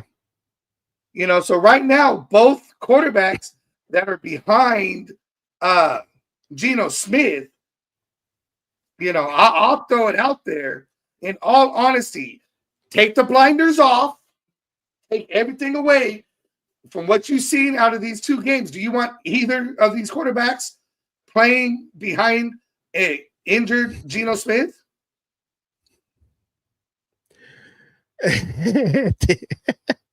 This is the drama that we go through as Raider fans. The what ifs. But wait, what if though? We hope there's no what ifs. Like, no, Geno Smith has been durable throughout his whole career. Durable is. But and we're not trying to put bad juju out there. I'm not trying to throw anything out there. So I want to talk about it, even though we gotta talk about it. But it's and this is where we're like, okay, we look good, and that's the thing with us Raider fans who've been watching this team for a long time. It's like, okay, we look good.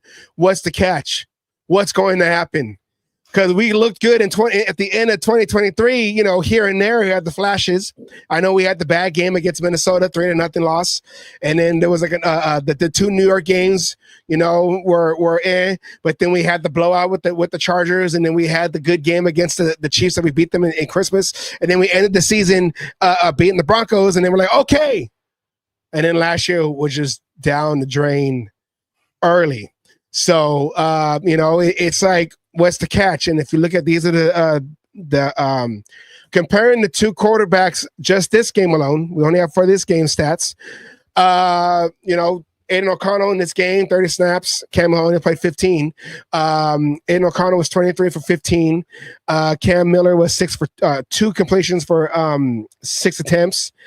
Aiden O'Connell, 65.2% completion percentage to 33.3. Cam Miller, 138 yards, passing yards to Cam Miller's 25, a 6.0 passing average to 4.2 Cam Miller.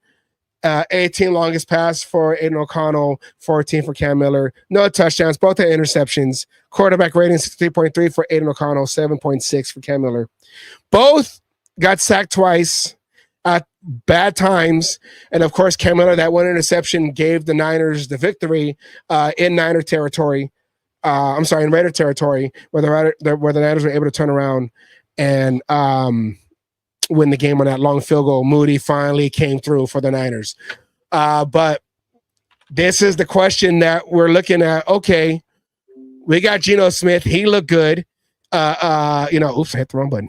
He looked good, but what if? What happens? Do we have a plan? That could be for any position on the Raiders and on this team. What's the plan if this guy goes down, that guy goes down? Our strongest unit last year was a defense, and half those guys went down. And then when it came to free agency, half those guys went to the Patriots, who we will see in week 1 in New England. So we're all trying to figure out what's the plan. What are we doing? And then the what ifs. What is our emergency valve? What is our where do we stand just in case of emergency? Where do we go? What are we doing? What's the plan? Who do we got? What's going on? Our exit plan, but we got to go. Where do we need if there's a fire in the building? Thank you, Ed. Ed's got to go. But appreciate you, Ed. But yeah, I always try to tick you off, Asylum. But they all try to do it. See, one leaves and the other one comes in. But Asylum, speaking of the defense and the strongest unit that was supposed to go in last year, I don't know, Asylum. I mean, it's still early, but like you said earlier, after you go past the front line of the Raiders, everybody outside of Palomar is new, brand new to the Raiders, to the system, whatever. There was an interesting quote. There was an interesting interesting quote that tight end George Kittle had said and this is before the game. This was during when they had the joint practices. Here's what he had to say about the Raiders and Pete Carroll's defense right here. I guess what are your thoughts on the Raiders defense? Seeing them out there today. No, it's going into playing them.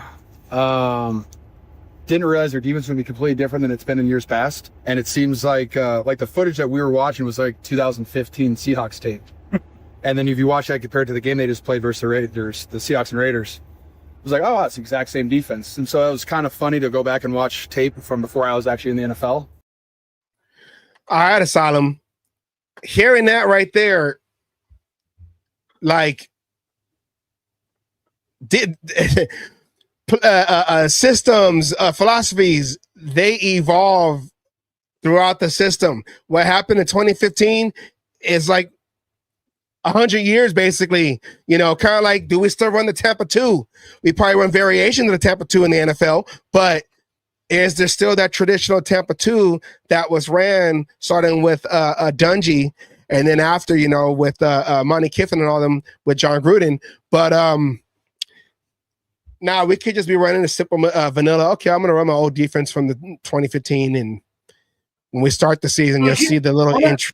This ain't Pete Carroll's defense. This is Patrick Graham's defense. It's Patrick Graham's defense with Pete Carroll's hands, in the mix. So again, we talked about before coming on. I had commented, I like to see a little bit more out of the linebackers of the defense. The middle of the field is, way too much being open. They're completing way too much in the middle of the field.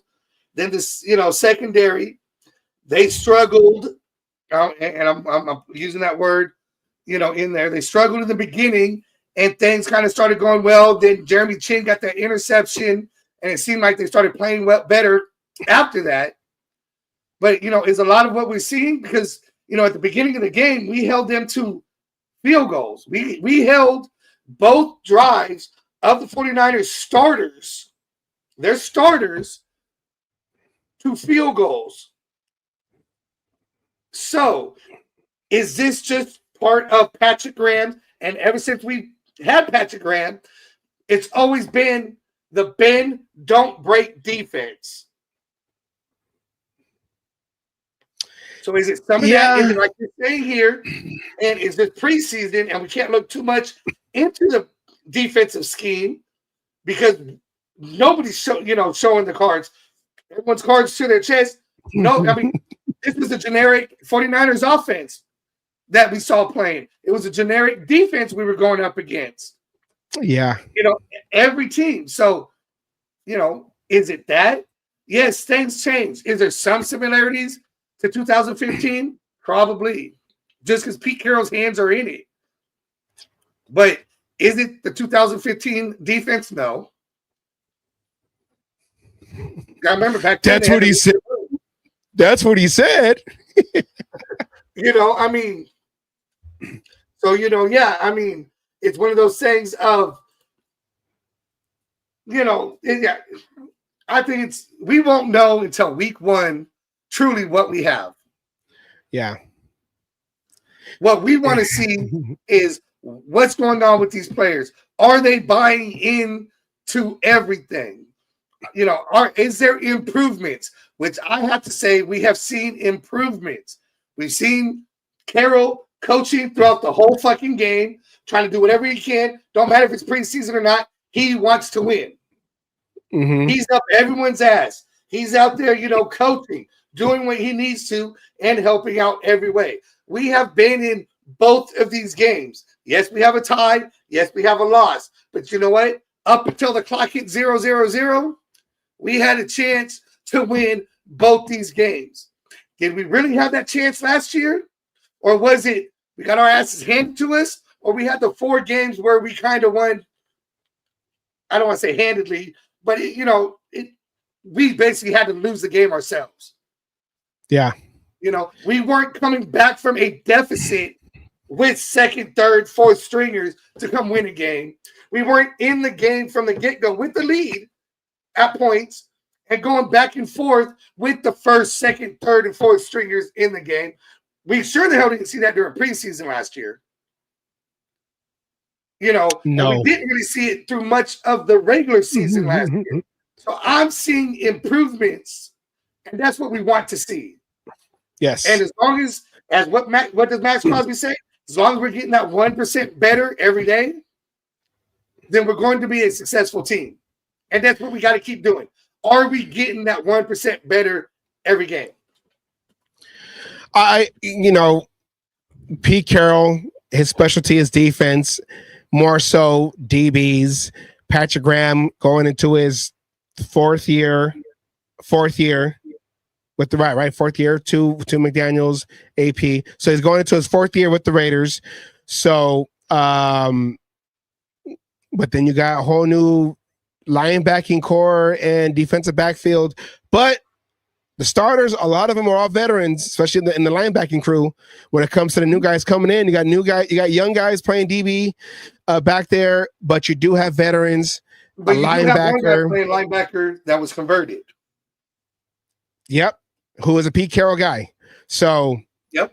like you said, we'll see. This could be just like a straight vanilla. Okay, you know, maybe it is the Pete Carroll defense, but that's not going to be the primary defense from 2015. We're just using that because whatever, and it might be, you know, used in, sprinkled in during the season, these certain coverages and, you know, defensive formations. But, you know, we'll see what happens. Veteran coordinators and a super veteran head coach, triple OG head coach, and Pete Carroll. We should be in good hands with these guys. So are we just trying to find things to worry about, or do we not trust that we could be in good hands for the first time in many years? That's what we're trying to figure out. So, well, I started reading the comment and started losing my train of thought. You know, are we in good? I mean, we're Raiders fans. We're always looking for what's, you know, that shoe to drop, because it happens all the time. LSC, Least Minshew beat Ravens 2 years in a row. Last year he did it with no run game. No, Minshew would not have been a success over here. Minshew, no, sorry. Again, we're going to disagree on that one. Minshew lost his confidence early because of Minshew the bad. Did not beat Kansas City, but fucking O'Connell did. Yeah, and he almost did it again in that Friday. He almost did it, yeah. Black Friday.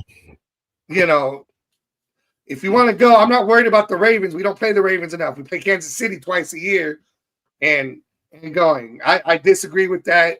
Minshew is, like everyone says about AOC, Minshew's nothing more than a second string backup quarterback who had a good year in Indianapolis and ended up getting paid to come here to battle for a starting job. Sumner. Old school Charlie Sumner.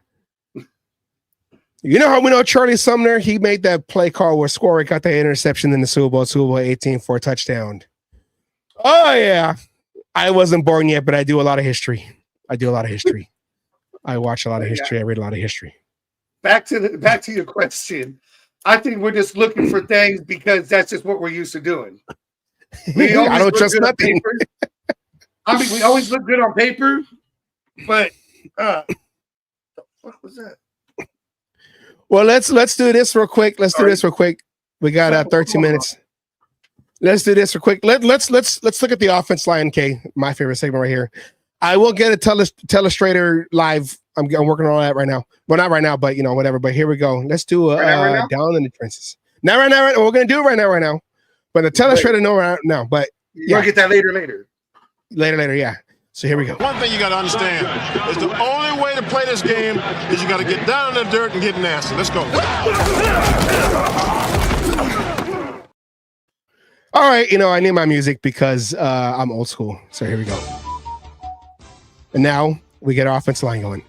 Okay, Solemn, this is the starting offensive line. You got, you know, the guys, JPJ at right guard, and you got Meredith at center. They seem to have been gelling, Dr. Scholl style, been gelling out there on the field. And that would be next Thursday, not tomorrow, but the next Thursday, we'll be doing our draft. And it's ready. So this offensive line, they seem that they're opening more holes last week. You know, they were only there with the starters.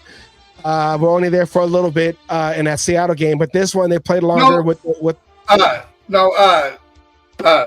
damn it! Meredith stayed in the first game a while. Well, no, but I'm talking about, you know, with the quarterback and the starting playmaker. You know, yeah. But JPJ and Meredith stayed like at least until throughout the whole first half. Yeah. So these guys are looking like they're getting it down. Geno Smith, for the most part, has had a clean pocket and a few throws he made in this game. And even the running holes that Genty had, it wasn't just he squeezed by and then knocks them. Like, these holes are wide enough for him to get through, gain more momentum for when that first guy comes at him. He's able to use that momentum that he gained to knock that guy down. First man ain't taking him down. So I'm noticing that JPJ hit the guy, go to the next level. What I do think that they need to do it's still kind of focused on making sure that that first level guy, that first level D tackles are taken care of before going to the next level and get a linebacker on their feet like he did right there. Yeah, I just noticed that there's a few times where, yeah, the lineman will chip the guy, but it's not enough of a chip to get that defender, you know, a little off his balance. Get more of a shove in there. Don't just tap him and go to the next level. Get more jam and shoulder pad, and then use your running momentum to knock that guard, that defensive tackle over as you go to the next level. Look at what JPJ did there from his position, pulled all the way across, and was able to level that defender. Wait, I saw him ride that shit and show everybody that play again. Who said that they should put him at guard because he can go around and start doing? I think that was me. Wait. I want to say I got a lot of shit for when I did that. How far away? It was a running play, right? It was after this. Okay. Right here. Bam. Hit him hard too. And I mean, he literally went from all the way to guard, right? What is that? Right guard to left tackle. And that's because he's athletic enough to be able to do that kind of shit. We haven't had guards who we could trust to do that. Now, I was going to put this up when we started doing the offensive line because we're going back to offense. Vincent says the Raiders should convert Michael Mayer to fullback for pass run blocking.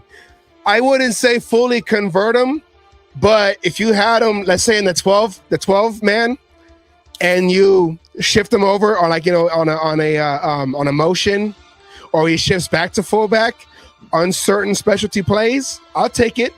Him or Brock. Brock Bowers got more experience in doing that himself.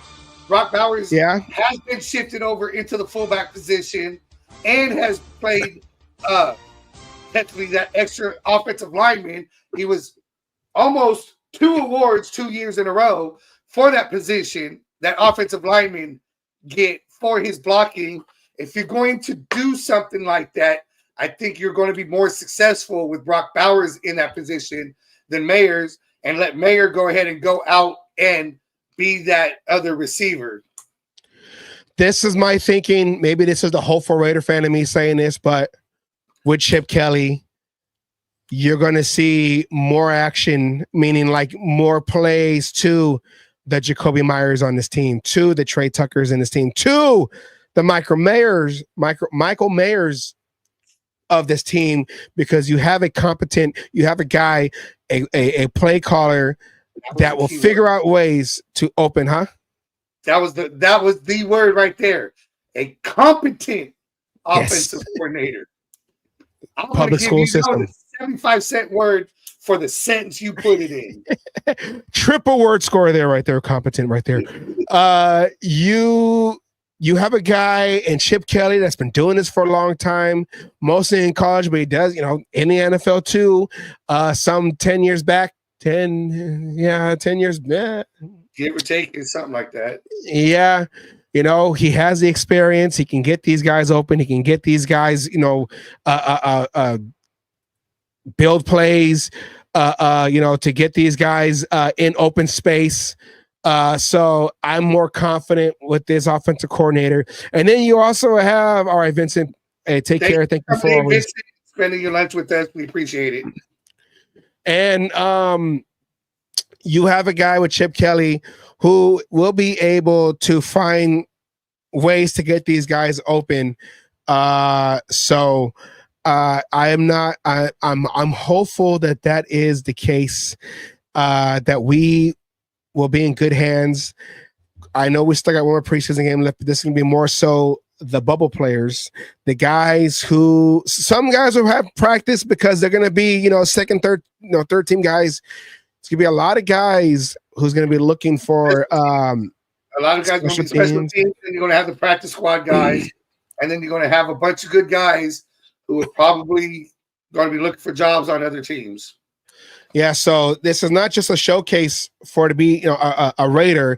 This could be a showcase to have a job somewhere else in the league, because, you know, there's going to be a big old rush after this game when they cut everyone on the 26th. when they cut down to 53 and they sign the 10 guys or the 9 guys to a practice squad, a lot of these guys, you know, they're going to be shifting around. You're going to see a Raider sign, you know, so-and-so who was cut from so-and-so to their whatever. So there's been a lot of movement after this game.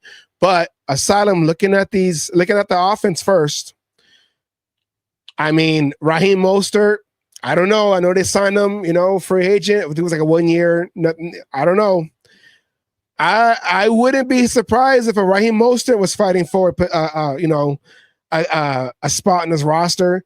Sincere McCormick and Dylan Labe. Labe is more so far more valuable. He's fighting for a practice squad spot, I think. Yeah, if not that, you know, a special teams guy, whether it's returning or being a gunner. He's a hell of a gunner. I give Labe that. He is a great gunner on special teams. Receivers, I mean, Philip Dorsett, Seth Williams, Marquez, Callaway. I can see maybe Callaway going back again to the practice squad. He just got in last week. He had one target thrown his way, no catches. So, you know, Tommy Malott could be a practice squad guy. Tight end. Malott might get cut. He was drafted, you know, later on, you know, converted over from quarterback to receiver. If he can find his way in special teams, you know, I don't see him on the active 53 as that receiver, but special teams, I think, is where he has to find his way in. Tight end, those 3 guys, Albert, Alwick, and Ako about on them. Oh, that was easy for you to say. Yeah. Kadir Ishmael, I don't know. He had a couple drops in this last game. I can see him getting cut. That's the Rocket's son. Huh? Oh, yeah, it is? That is. Ishmael Rocket. Is the Rocket's son. You know, and I look familiar too. I think he's wearing the same number 284. He might I was very young. When Rocket Ishmael came to the Raiders. He was supposed to be this guy coming from you know, the speedster coming from college. I mean, not college, coming from the Olympics or something, or a track star. He just wasn't the greatest receiver. Tim Brown had to deal with a lot, and then there was James Jett. But whatever. I'm going to tell you this much for the way they have it right here. Genty, White, Mostert's fighting for the third running back position with Sincere McCormick. McCormick has not been looking, you know, going in all that. Zeus will have that number 2 spot on the start of the first season. I'll put money where my mouth is on that one. Pete Carroll likes him. He likes Zeus. Zeus, now that he's leaned out and lost a lot of that bulk, is back to the form he was the year before when 2023 Jacobs got hurt and he became the Zeus that everybody loved filling in for Josh Jacobs. Horror says I would definitely want Zeus to perform in a game before I put him over Mostert, which is fair. Mostert is the veteran, has been injured a lot the last few seasons, but it wasn't too long ago that he you know, had the most touchdowns, rushing touchdowns, or something like that in the NFL. Sorry, I got my ESPN app. Andy Reid was unharmed when a bullet penetrated the glass of his office while he was working in 2024. Why am I getting news from 2024? Right? What the heck? ESPN, get it together, Disney. Anyways, so yeah, an offensive line. I don't know. Lakitaki, I feel he'll go to practice squad. And the other receiver position, Cedric Jackson and Ketron Jackson Jr. Cedric Jackson, which that's the nephew of Bo Jackson, is Cedric. Yes. He had that one catch, that touchdown against Seattle. Didn't really see too much of him. You're talking about Tassi going to the practice squad? I think Mumford might not make the roster. Oh, Lucky Tassi. I'm new to football. I think Tassi's been out playing Mumford, and Mumford might be on the bubble. Will you teach me to football? Okay. Hey, they said he was looking good, you know, and he's learning the game. Like, not just arm learning offense. He was a D tackle just because of his size. They said, no, let's put him on offense. Let's see how he, you know, push guys around. On defense, aside, I'm looking at here, you know, I heard Chris Smith is looking real good. Of course, Caillou Blue has been looking really good. Whose dad played in the NFL. He's also another second generation player, whatever you want to call it. Which Kelly? Tommy Kelly? No, Caillou Blue. No, I know, but who's his dad? He was on the he was on the Tampa Bay Buccaneers. Oh, I was like, Tommy Kelly for the Raiders?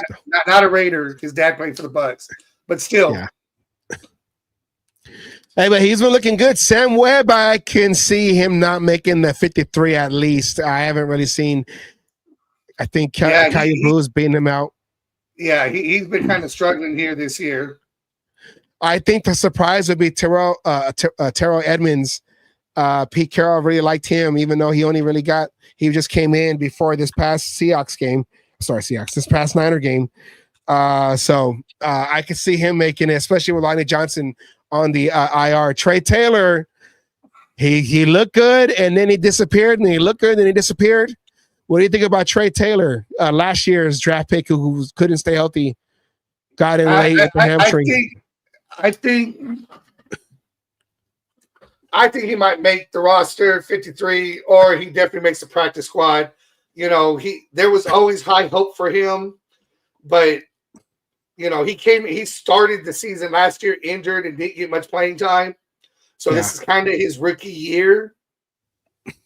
And everything. So, you know, and he's behind some quote unquote heavy hitters, you know, there kind of a thing. He is a veteran though. So that's the one thing that's going for him. One of the main good things. He has experience with a Patrick Graham defense. Yeah. And I don't think they're going to get rid of him yet.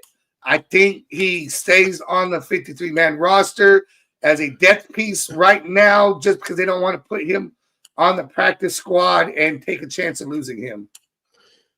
Who would be your surprise make and surprise cut on the linebacking crew? Surprise make and surprise cut? Yes. Oh, God.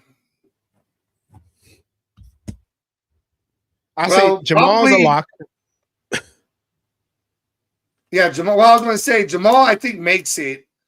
Yeah, and I think my surprise cut would be Devin White. Devin White over Jalen Smith? No, because you put Jamal Adams in his place instead. I don't know. I mean, I'm not disagreeing. I'm just like, I don't know. Like, honestly, I don't know. I think Jamal Adams, you got Amari Gaynor there too. I think, Devin White has been another one that's been up and down and everything else like that. I'd be surprised because a veteran, you would think he would stay and somebody else might go to the practice squad. But I think Jamal Adams has done enough to beat him out. I think Amari Gaynor might find himself not a Raider if they can re-sign him in practice squad. But I haven't seen too much of Amari Gaynor, especially this last game with against the Niners. Tommy Eichenberg is a second string. He still needs some development, but once he got into the game and kind of, I guess you could say, shook off the nerves, he started performing better in that Niner game. Cody Lindenberg, practice squad, probably, but he's a rookie, so I'd see real him quick, or even special teams only. Yeah. Real quick, the defensive line, who will be your surprise cut and your surprise make? Ooh, surprise cut and surprise make. Ooh. My surprise cut. Fuck, I don't know. I really don't have a surprise make on there because you got a bunch of guys here who are, making a name for themselves and get going. I'd say a surprise cut would be Snowden. So the guy they re-signed, yeah. I think Snowden, they re-signed him off of, he was a RFA. A 1-year contract. Yeah. So I mean, that'll be a surprise. Yeah.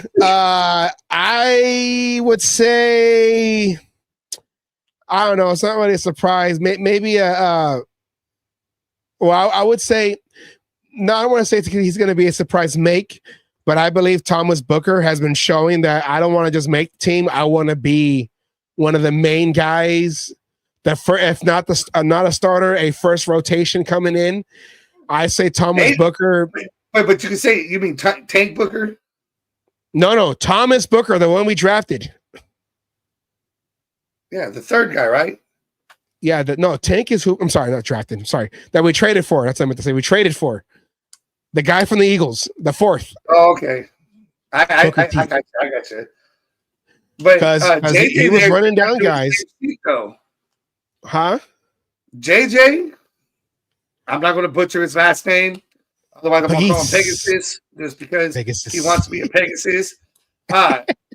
He's been pushing to want to be basically a starter too. Yeah. I guess my surprise make would be Andre Carter the second. He's been showing flashes. He's been looking good. It is a lot of guys on that, on the defensive line. And I would say my surprise make of these guys. So you just said Carter would be your surprise make. No, I would say he'd be my surprise. He's gonna be like they're not gonna just use him as a sparing, like you come in on. I think Thomas is pushing to be a main guy. That's what I mean. Like he's a main guy. Like when the season starts, you're gonna see a big role for that guy. But I don't know. I got nothing. I guess I'll say Thomas Booker, but they traded for him, so I would just say he should be a lock to make it. So maybe a surprise cut would be. Really don't make you a lock. I mean, yeah, but the way he's been playing, other category. Yeah, but the way he's been playing, okay, I say he's a surprise make then. Whatever, surprise cut would be. So who's your surprise cut then? No, you don't have one. Andre Carter. And your surprise make is Booker. Thomas Booker. Booker T. All right. Raiders play the Cardinals this Saturday, 7 p.m. Asylum, real quick.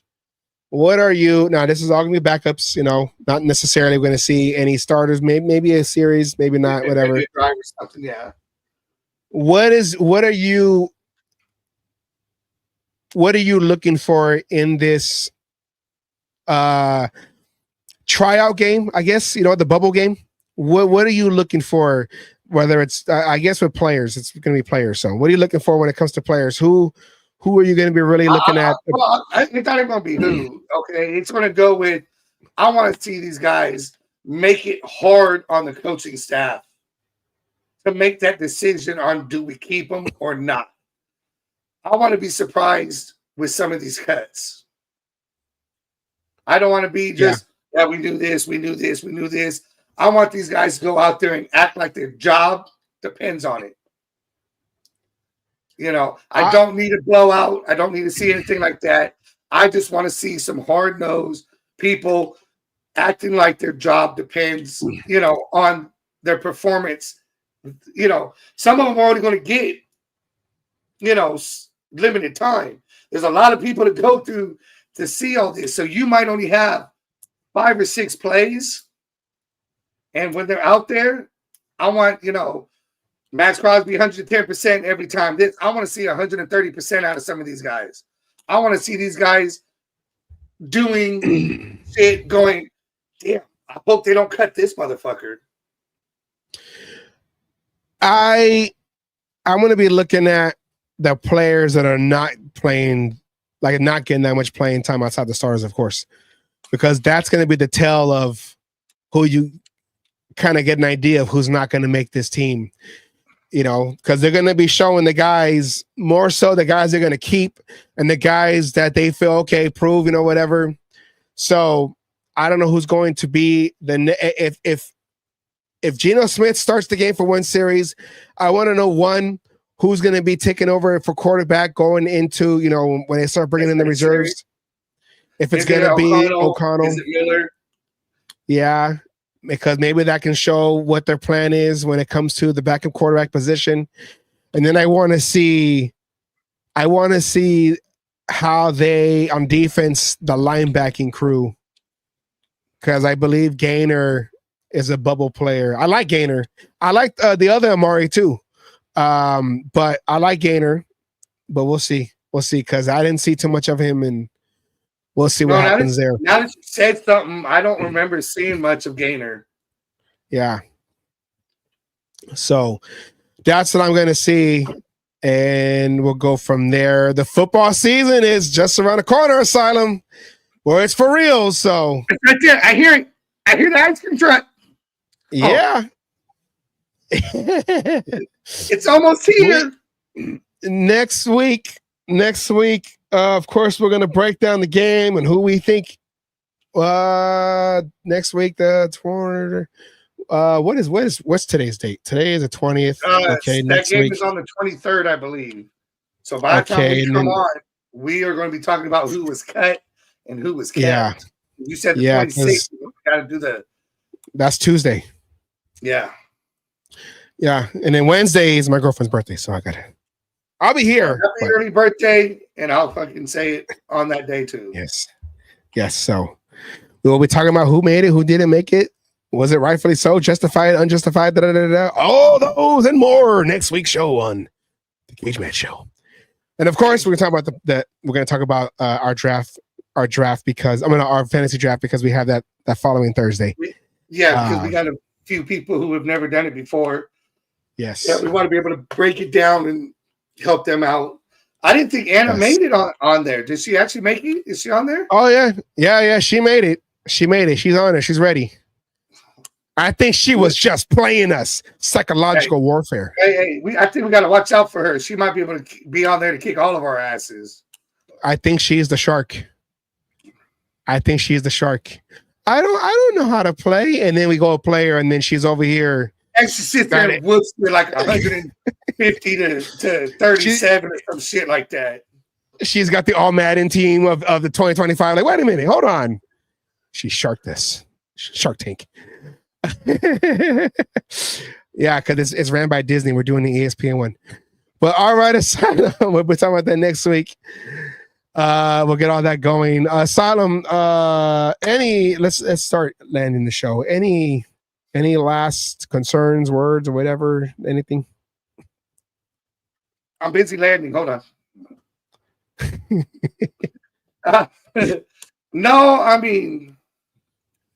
No. I just want to see. I don't care if we lose this game. I don't care if we win the game. I don't care if we tie. This is preseason. I want to see, like I said, my main thing is I want to see players. And you got to remember, you might not make our team, but you're playing for a job. There's going to be other people out there looking, to try to go. And so that's what I want to see. I want to see, I want to see a hard-nosed football game. I don't care what the Cardinals do, but I want to see, everybody on the Raiders. I want them, again, to make a hard decision. I want Pete Carroll and Spytek and the rest of them, when they go through this list, I want them to stay up for 3 days straight, going through, okay, we kept this guy. I don't know yet. Put him on the maybe. I want to see these people get no sleep, because it's just not an easy decision. I want to see the best three-man roster we could possibly get from who we have on this team. I thought you was going to say, you might not make our team, but you made an impression in our hearts. Anyways. I want winners. As a former linebacker / head coach said Singletary. So let's see what happens, and let's see. Okay. Yes, let's see what happens. And we'll talk about it next week. We talk about the season coming up. Well, we're all at this stage in life of our football life right here. No question about it. I am ready to get hurt again. All righty, everybody. We'll see you next week. This is the Cage Match. Thank you for all those new subscribers, those new watching. Accelerator, horror, and Accelerator for his second week, even though he don't remember it. Ed for always ticking off Asylum, and Vincent for coming in. Always, I don't like it when people set me off. Because it's all about ratings, Kay. Ed doesn't always set me off, just a majority of the time. Thank you, everybody, for watching the show. Thank you for subscribers, and thank you for liking the new short that we put out there with Ashton Genty posterizing that Niner. All right, everybody. That was great. We end every show like we always do with a word from Raider Mill, aka my old high school coach, Coach Wallace. We keep his memory alive. He was a diehard Raider fan in Oakland at the Oakland Coliseum, causing havoc on the visitor side on the bench over there. So we always honor his memory. Everyone take care. We come back again on Wednesday, 5:00 next week. And see you then. Have a good night and take care. Go Raiders! Go Raiders! Yeah.